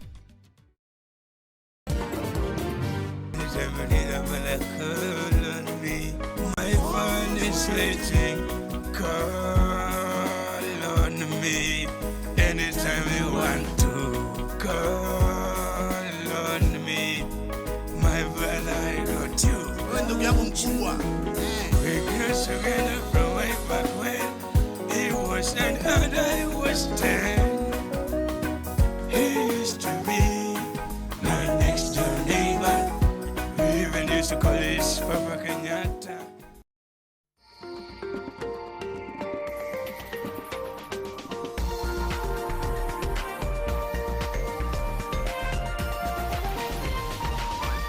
This is NTV.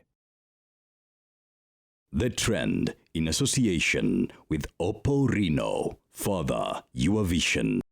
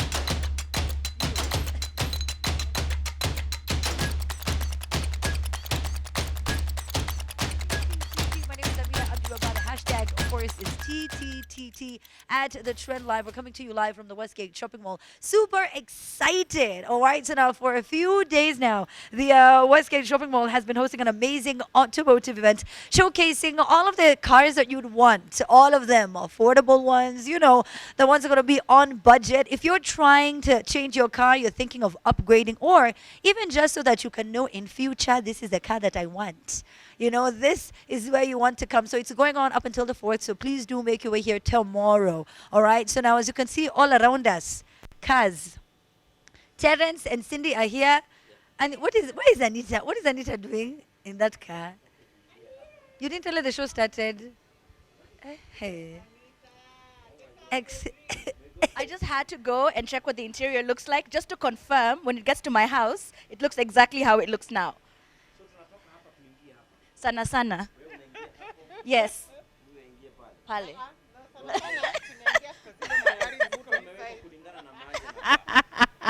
Oh my God, that car looks so nice. Is it? It's not even funny. Like if I used to X5. enter that interior on a daily basis to go to work, I would never be in a bad mood ever. And I can, it's true. the cranking up of the music that will take place. You know those neighbors who, when they check in, you know they've arrived. Yes. That would be me. Terence, hii Mercedes hii hapa we from Bora Auto Care Limited. Hiyo pale unaiona imeandikwa 3M. Imeandikwa 3M. Eh. Ni 3M tint na the cost. I'm actually a polo girl myself.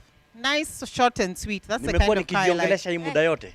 Yeah. Oh my God. I'm actually a very nice small car kind of girl. Yeah. Like yes, polo, Nyumako, please. No, I like those cars where I when I'm on the road, I bully you guys now. Polo now? You bully us to get in. No. Excuse me, the guys I like are the guys I can afford, right? So I like how you're all just like the Lamborghini. No. From my lips to God's ears. No, you never know. You never know. Speaking blessings into our you lives. ask for it, you'll get it. Yeah. Well, speaking of speaking, there are people you don't your want to hear them speak. Yes. Unamwona ameshika hiyo mic, unaona tu mtu anakimbia. No. Y'all know you. I don't know if you can trust our governor, Mike Sonko, on a mic. But what you can trust is that he will trend. Anytime he holds it like this, that is it. Everything he says, golden. Now this week, he was... This I definitely didn't like. Now he dominated, the funeral service of former Kibra MP Ken Okoth, and at this event he decided to share a lot of things. No one was ready. No one was prepared. Did you see it? You didn't? Take a look.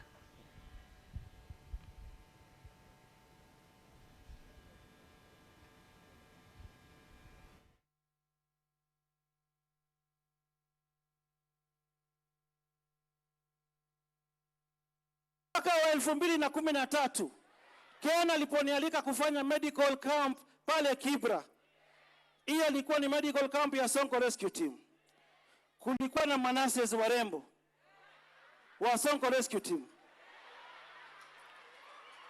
Na kwa sababu Ken alikuwa rafiki yangu, nitakuwa nimemkosea. Mahali ataenda kulala atanichukia, na mimi nilijua ukweli. Ken alipenda Sonko Rescue Team nasa ambaye anaitwa Anita. Mimi ni shahidi. Now, it's a double-edged sword. It's like, because there are two sides to this, right? There are children who do feel left out. Yeah. But then there's also the grieving family. It's not the platform. That's the thing. It's just Exactly. ultimate. That isn't the platform. It's okay if you know how this child was conceived. It's okay if you know the mother. It's okay if you promised to do all these things. Say it when you're back at this woman's house, not at the funeral. It's for lack of a better way to put it, it's embarrassing to the grieving wife because this is unnecessary. It's just not the platform for these things. Oh my days. I remember how during the time he attended a wedding and I was like, I have to invite this guy to my wedding as well. There is no way, no how, ever in this life I would want him at any of my functions. But do you think he said the right thing but the wrong platform? Yes. Like, do you think it was right for And him to the wrong say, audience. And to the wrong audience? Yes.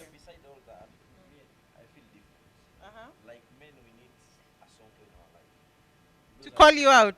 No, just to say some things. Sababu unajua Sonko amesaidia sana kesi gani?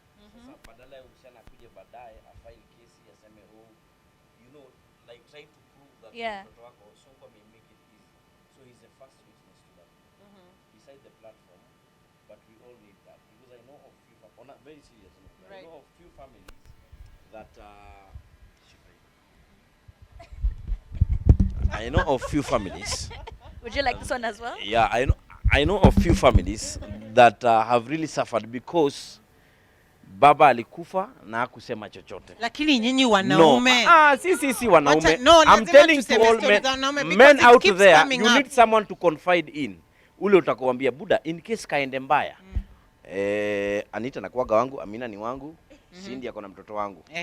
Na nikifunga jicho hivi, huyu apewe hii gari, huyu apewe hii, Amina apewe hii, Cindy apewe ile juu ya mdomo. You need a Sonko in your life. Wacha tuache kuangalia mali alisema. Which is your mics, mujitete?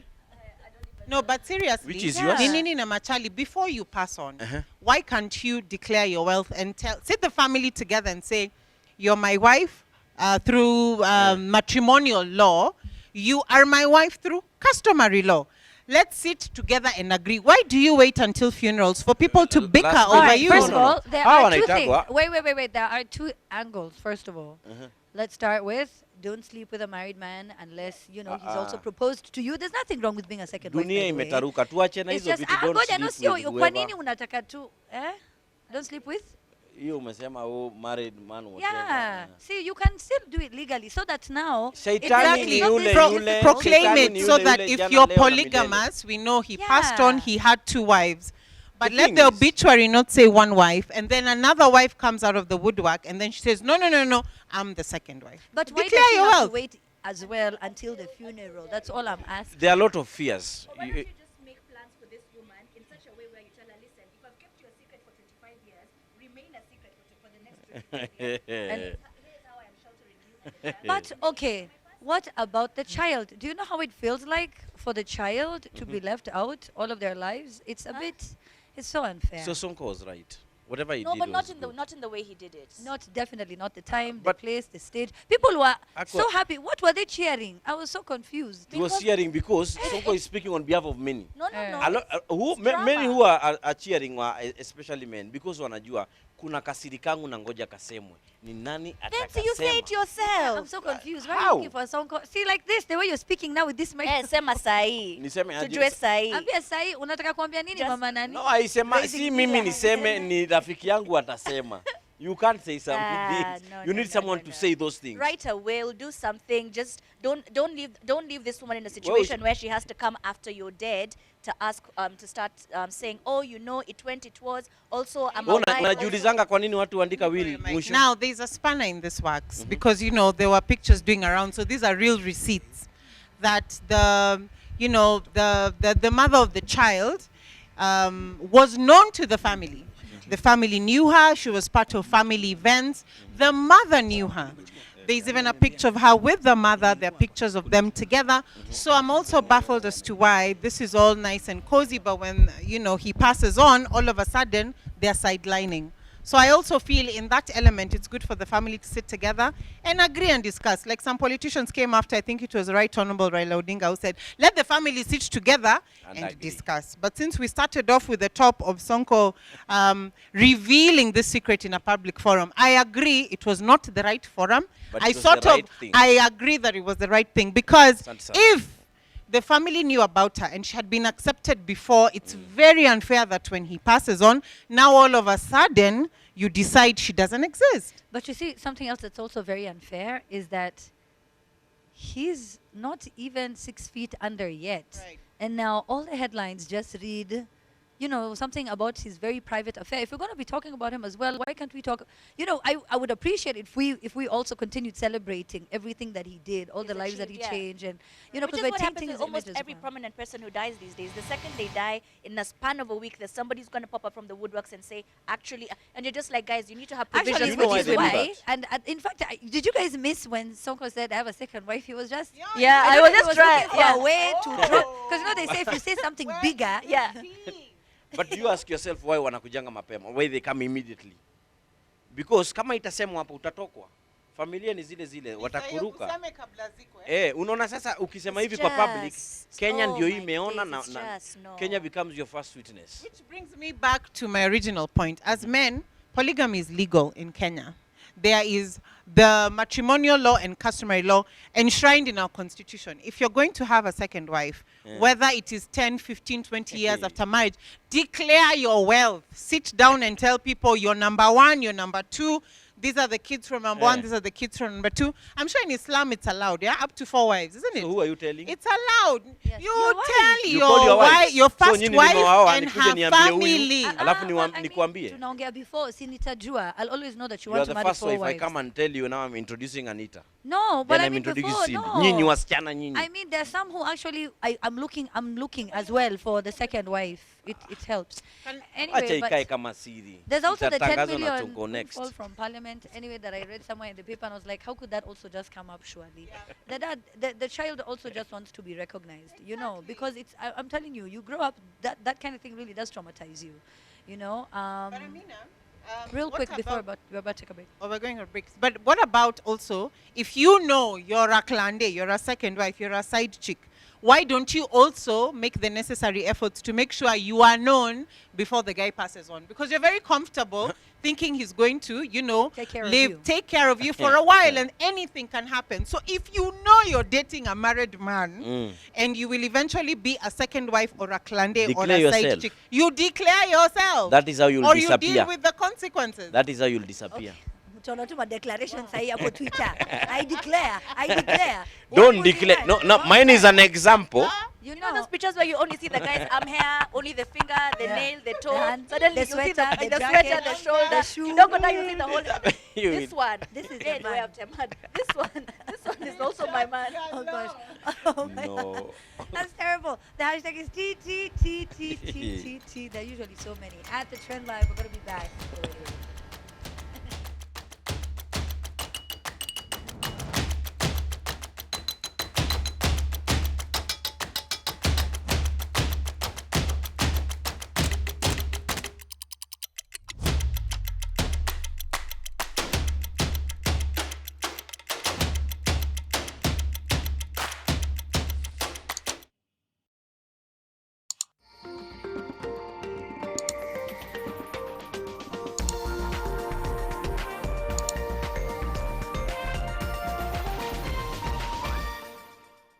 Rough and tough quality textured coating gives your walls a tough and beautiful finish. Available in over 6,000 shades, it hides surface imperfections. Call us on 0709 887 000 to place your order. Crown. If you like it, crown it.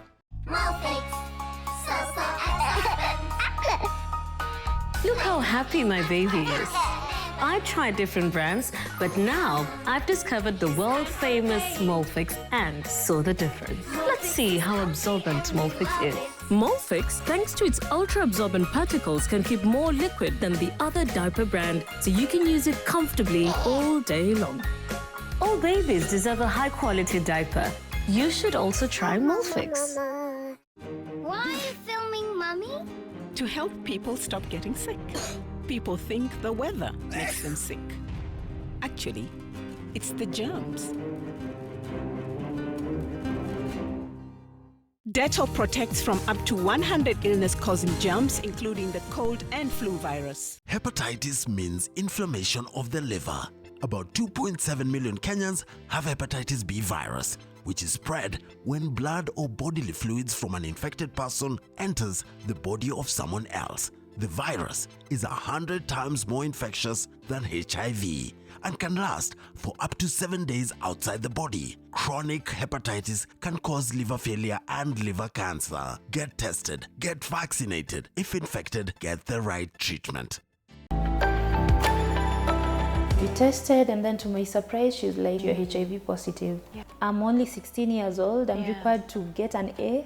Same time, take the ARV, forgive everyone. No, I can't do that. I need to choose a struggle. Well, there are some people who are like, how many people have you infected so far? You've got to be kidding. Yeah. Just ignorant comments. Yeah. The father of your kids. How did that happen? I just said, okay, I'm HIV positive and my viral load is suppressed and now I'm undetectable. You know, they never let you finish all that. Oh, okay. It never gets that far? Yeah, HIV positive, fine. AMG Realtors brings you Kikopey Ridge, 8-acre parcels located just 5 minutes drive from Nairobi-Nakuru Highway. Book with 50K, balance in 4 months. AMG Realtors. Integrity. You are watching The Trend in association with Oppo Reno. Father, your vision.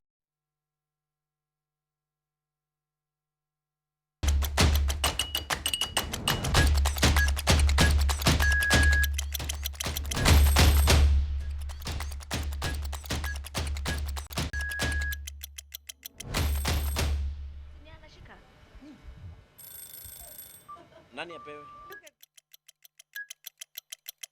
Take selfies on that camera. All right. So there you go. That's the Reno. Gari iko kwa weka gari kwa frame. The latest device from Oppo. Absolutely love it. I really love this phone. Now, if you see the back, Cindy has the device. Now, if you see at the back, it has the 3 lenses. That is the 48 megapixel, the 13 megapixel, and the 8 megapixel camera. So that gives you 10 times zooming quality. That is ridiculous. And do you see how the camera pops up when you take a selfie? I know, I thought that was really cool actually. Yeah. It's at an angle. So cool. Don't do that. Angalia ushamba. Usifinye hivyo. Ukipress tu, no? Si kitaki. Sorry, basi. Ni sawa, ni sawa. Gracious. As you can see, that's a large panoramic screen as well. Oh, the back is so black and sleek. You could choose, though. They have options. Sleek and black. And I think the one thing that we'll all choose a phone for is the camera. Yes. All right, so we're going to be talking more about that as the show goes on at the Trend Live with the hashtag TTTT. I don't know why I really urgently need to cough. TT. I think it's all these cars. Is that a clue? I know, right? Or is that like the signal where now they come and say, everyone goes home with a car? The one. But you see what you'll go with home. I'm trying to give the director, he's not like, getting. Cindy, wewe unaingia taxi straight. You know what needs to happen though? Yeah. You need to start seeing men popping up at these funerals, just like, na mimi pia, nilikuwa na Anita. I know, right? Wanaume tuko na decorum. Tutokeagi hivyo hivyo. Watavunjika tu roho na wakae. They have nothing to show for it per se. Unless they bought you the house, they paid for your wedding and combination na mtu mwingine. Don't ever do that to a man. Please be faithful. Hata kama tuko watano, be faithful to me. Usiwahi nionyesha kuna kimutu hapa kando. Also, Bella, to cheat, we should just learn how to do No, it in an African setup and culture, women are not supposed to cheat. Jesus.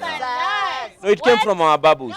Hey. You know, no, if you cheat, you go. If I cheat, I stay. Mimi nimejaribiwa. Wewe unanijaribu. Where? India, not Kenya. Kisi, Busia. Who's the lady who lives with 2 jamas? Wamerogo hao. Hey. Tunaingianaje kwa nyumba moja ati uingie bude uingie tunawe. Never ever. Men are very selfish naturally. We are very selfish. Ati buda umeosha vyombo. Ni turn yako.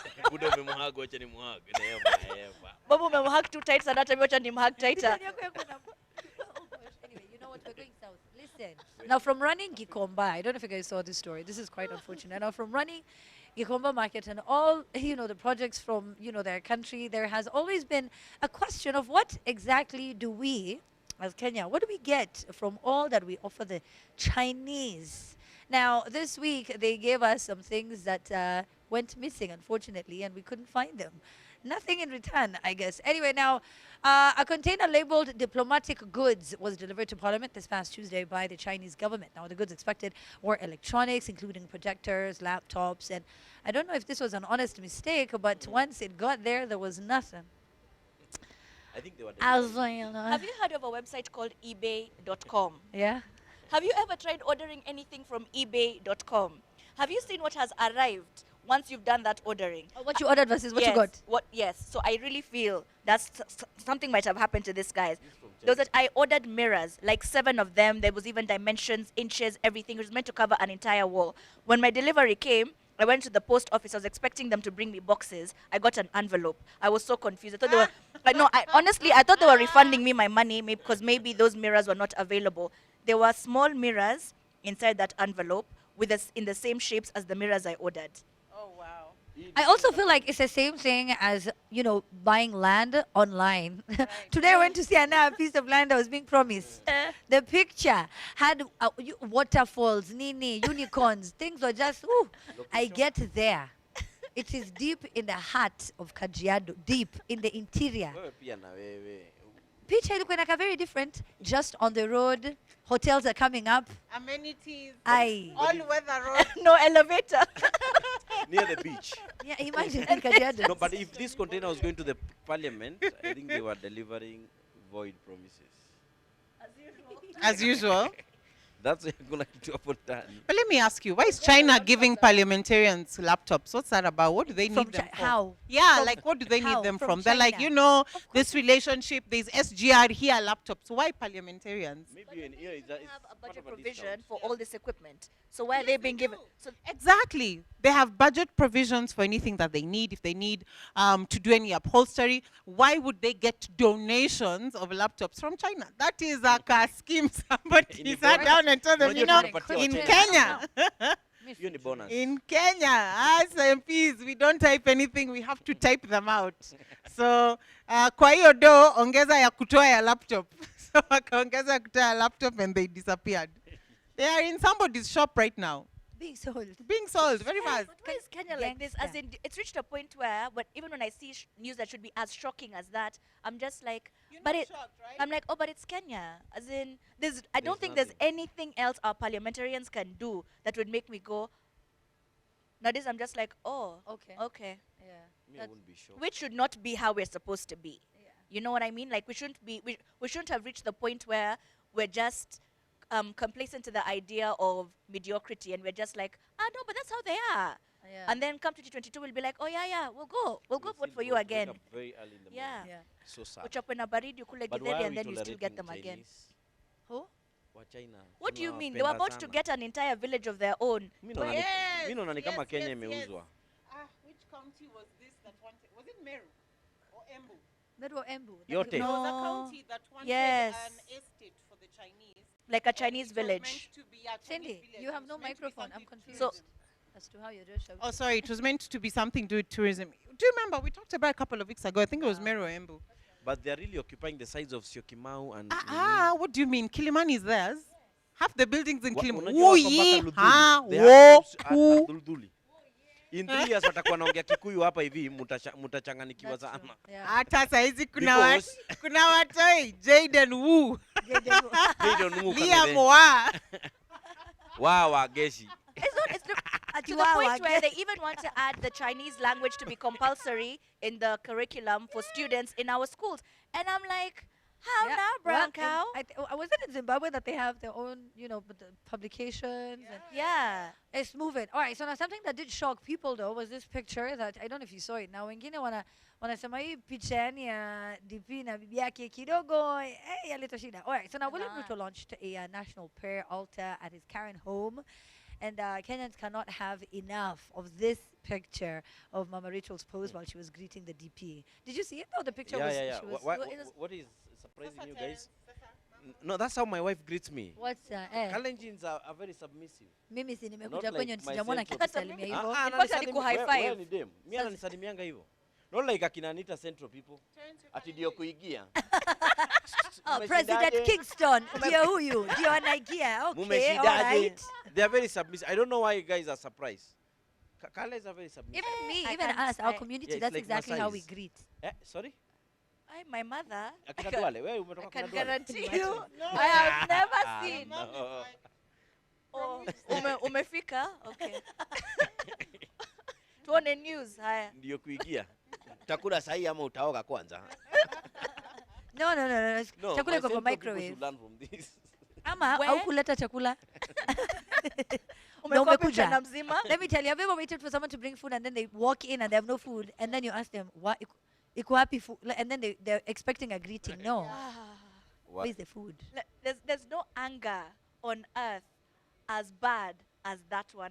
You know, you've waited. You know when this person arrives, they have your food with you. You have expectations. As in, you're, the only reason why you've even been waiting to hear their car enter the driveway, the only reason you're hoping they're alive, the only reason Care for you're their hoping they're safety. safe is because they have your food. And then they have the audacity to enter the household. And then they're like, Umepika nini? hi. And then you're like, you know, you look at their hands. Hata uangalie uso. They have lost their Unaona head. kama wamesahau On kwa their gari. way in, you're looking at their hands. You're like, where's the food?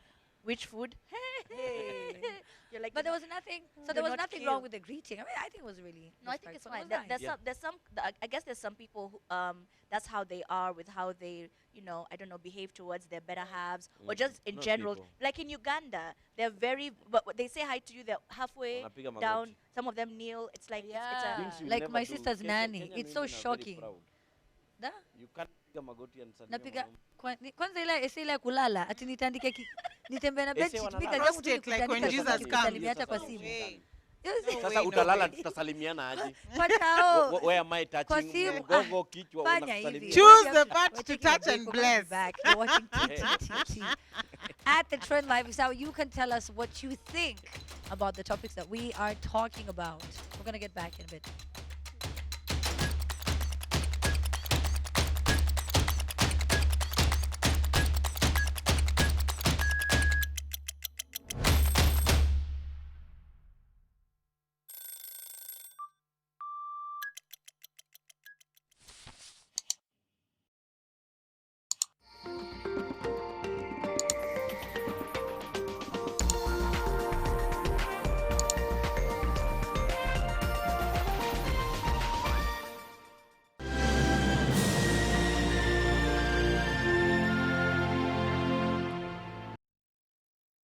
Konza Greens is the only controlled residential development within Konza Techno City Buffer Zone. Secure your future today.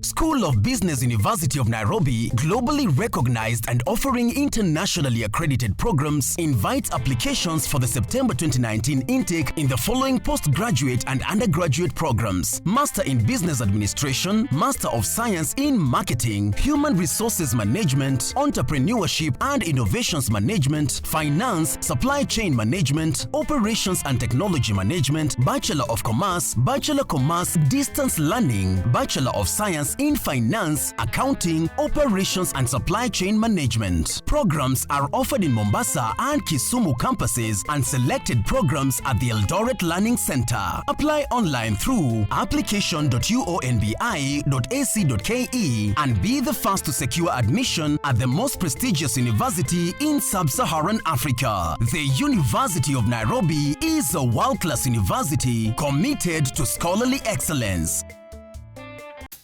Do you know what makes my cooking fun? It's all in the preparation, the ingredients, the stage, and of course, having a partner who shares my passion for healthy cooking. Avena, the new premium vegetable cooking oil, contains omega-6 and 9 and is fortified with vitamins A and D.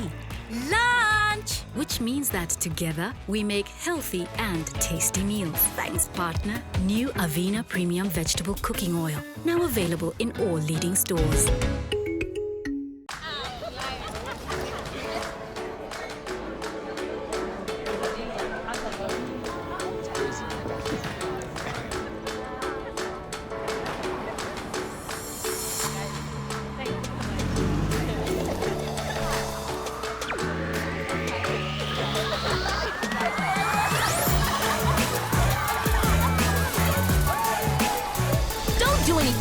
party without your friends?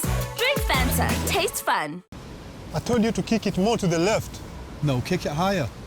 No, to the left. Come on, guys, stop it.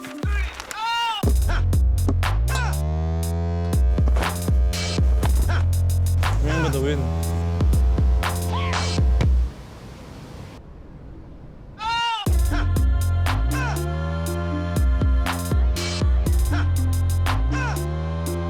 OneXBet, African betting partner of Tottenham Hotspur. This is NTV.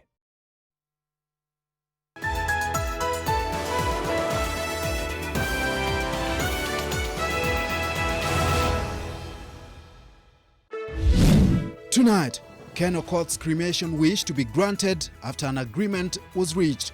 We have consented to the minor Jadon participating in the final rites. Kibra MP's body will not be taken to Homa Bay. Also tonight, should men declare children born out of wedlock? Calls to put in place legislation arise, but it's a house where majority are men. And probably, I say probably, some are victims. Plus, over 100,000 teachers will not receive a pay rise. Teachers Service Commission's latest swing at the Teachers Union. And supermarket managers arraigned over excessive levels of chemicals in meat. The ripples of NTV's Red Alert expose.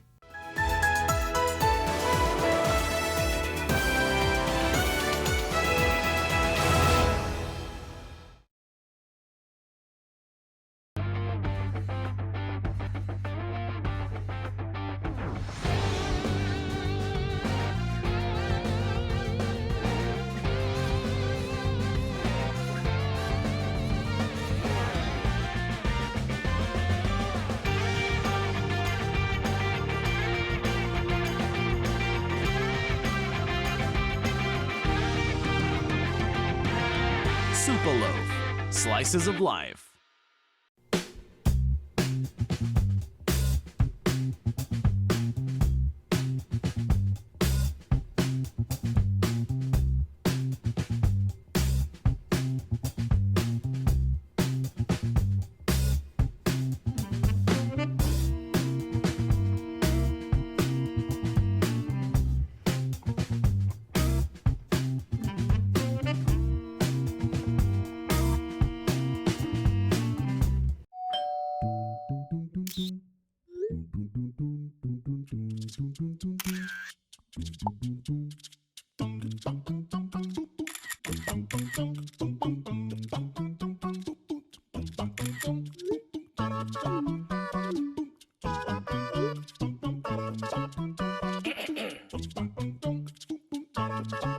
Join Telkom today and share life on our expanded 4G network. Telkom, moving with you.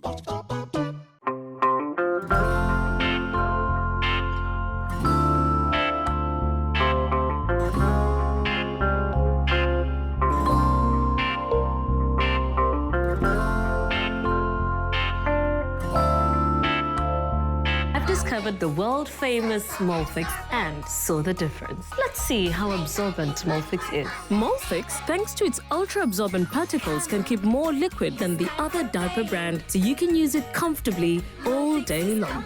All babies deserve a high-quality diaper. You should also try Molfix. You are watching The Trend in association with Oppo Reno. Father, your vision.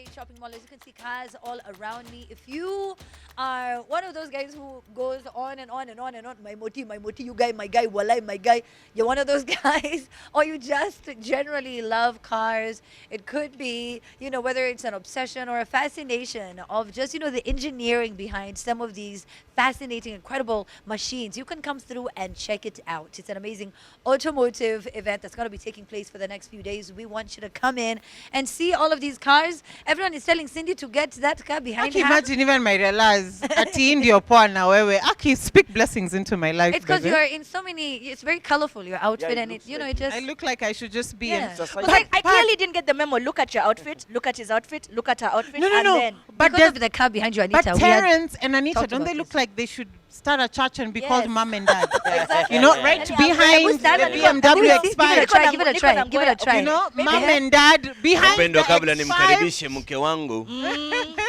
Wacha kielele. Oh, sorry. They're normally humble. Oh, okay. Greet him the way Ruto's wife. Church, I want to talk about something about my wife. Hey. She's the best thing that ever happened to me. Hallelujah. Hallelujah. I love you, sweetie. Wait, do people do this? They do this? Yes. Na ukikufa, utajuana kwa matanga. Huyu Cindy atakuwa. Let me tell you, there are people, the people watching right now. They're like, babe, aki watu wako na stories funny. Ukona mtu, ukona. That time is just like, I need a sonko. I need a sonko in my life. All right, so now guys, we've sat down, we've thought about it, and if you need a sonko in your life, I'm here. to bring out these things from the woodwork, Hire me. you can call this number 07128911. Won't go. Imagine. Well, men in the households were like, they were calling. They were ready. but All right, so somebody should start a service like that. I'm sure there's a kuyo somewhere who's like, by the way, hii ni biashara opportunity. Ibada ya kufungua roho. Kazi yangu ni kwenda kwa mazishi za watu na ku-announce the other chick. Imagine, think about it. There's free food. There's so many things. Yes, then transport. then you can also double as No, but they have to pay you. They pay you the day they're giving you the secret, so that in case, just in case, you don't, yani uko na hiyo dough in advance. You be part of the will. Yeah. Wow. Anyway, listen. There's an incredible device I want you guys to check out. This is Reno from Oppo, the latest device to rock us. Now, I love the fact that you can take some when I see a selfie amazing being pictures. taken, I'm always like, The camera is superior, second to none in the market. Look at that. 48 megapixel at the back, 13 megapixel and 8 megapixel camera. That is amazing. It still comes, of course, with the VOOC flash charge. You enjoy, it's about like 5 minutes. You put it in the charge and you could do things on your device for 2 hours because you charge it for 5 minutes. They understand life is busy. People need to get back to what it is that they were doing, and they understand it. They get it. The 6.6. Nimesema na kikao. The 6.6. Those looks like my car. You look like my wife's. Hey, wow. All right. Anyway, Ni the kwa kamera. 6.6-inch panoramic screen actually captures everyone's wives. Yeah. I mean, not everyone's wife, just like the ones who are here. right now we're over here joking around. Terence's wife is at home like, okay. Yeah. Haya, kuja nyumbani. Anasema hii joke umerudia sana. Something you're Hii joke ni kama hutaki ikwishe. Hutaki hii joke ikwishe. But sawa, Anita, unajua tukipatana kwa kesi iwe ni mzuri. It's okay. So now, let's just keep this story going. Now, Embakasi West MP George Theory is no stranger to controversy. However, this week he was arguably trending for good reason. Now he stepped out with a baby on his back. Daddy playing nanny. I don't know, it sounded better in my head. Saying it out loud, daddy. Nanny. But now, daddy, when you say it out loud, you're like, yeah, even me in my head, I'm like, it doesn't sound how you thought you wanted it to sound. Not at all. should not be playing nanny. Most probably he was apologizing. That sounds like a title to something completely different. Alikuwa amechoma na jaribu kusafisha. Nanny is another song situation. Daddy ni wa nani? Daddy is playing with a nanny. Oh my God, I'm going to laugh and then my eyelashes will just come off. Anyway, whatever, man. Listen, did you see the picture or not? Did you see the picture of Daddy playing nanny? It was sent to all fathers, including me. There's something I won't do. Really? You wouldn't carry your baby around? Seriously? I love... Like, if I don't mean it. I always tell my friends, there's nothing that looks more adorable than when a guy is actually, seen actively participating in his child's life. Right. You've seen those Or paying rent as well. It's equally as adorable. or buying us Without BMWs. I mean, I'm just saying. No, But me, yeah, I beba like- my kiddo. No, like, I On mean, your there's, back. there's all these Na different leso. ways. But then Ah, the way, nikadogo, yeah. you know how the internet is, they parent your kid for you. They were like the way that leso ilikuwa imefungwa, the kid was dangling dangerously, I'm just like, okay, It's guys, okay. at least there's a dad somewhere who is Playing willing to participate in the active taking Thank care you. of their child. Very true. Because we also do have those deadbeat dads. Even that there's men Facebook who pages. believe that it's the wife's job primarily. Yes. Ye kazi yake ni kulipa rent na kuleta chakula, and to be called dad. That's it. That's where his responsibility as a father stops. Me, I beba my kid, I bathe her. Yeah. That's I'm really very nice. responsible. Hapo ndio That's mnasema, really nice. Aww. Thanks guys. My son is 1 year, And and then every your time I wife is take watching him and to she's clinic, like, what when? warms my heart is there are an equal number of men as there are women at the clinic, which was very different from my firstborn 8 years ago. So I love that more men are adopting the notion of being active parents, and they're not afraid of being displayed as being active parents. This is a good show, I think. But msituzoe sasa tufike sasa nioshe vyombo. What? Nipanguzie floor. Terence. No, tusifike hapo. Nikushtue the vyombo, least you can do kata is what- kitungu, osha ngodha. You know, Wait, yangu. No, okay, na.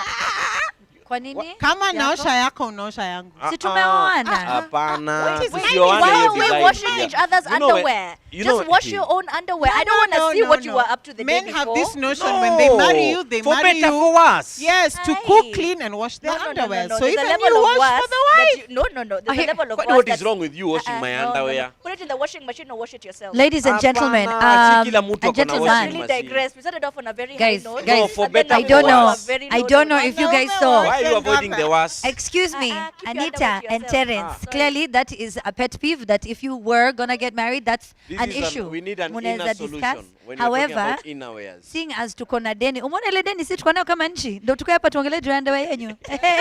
Haitatusaidia. Watu wamekosa hata PhD, muliona hiyo, na nyinyi mko hapa. I will wash my underwear. Who You will wash my underwear for me? They Now, should the, introduce a course called underwear washing. What? And you put a PhD. What? So it's That's under what- laundry. You need to meet a guy called Eddie. Good Wewe God. na yeye. Even times Same up. WhatsApp group. All right. No, All right. So the you know the main Check takeaway after from the tonight's show, show we is your discuss the underwear conversation. underwear You know thing. that, right? Sorry? Kila The mtu takeaway. ajioshe suruali ya ndani tafadhali. Na kwa hayo machache For better, for na worse. manono na marefu na tunatumaini ambayo umepata imekuwa deep. Natumai imeingia, Asante kwa kuwatch imezama. na Oh, it's kutizama. over?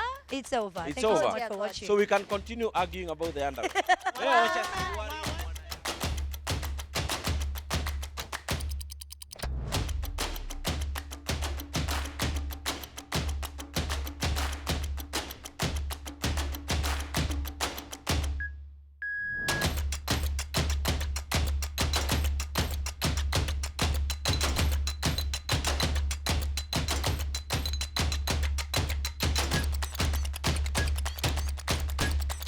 Trend in association with Oppo Reno. Further your vision.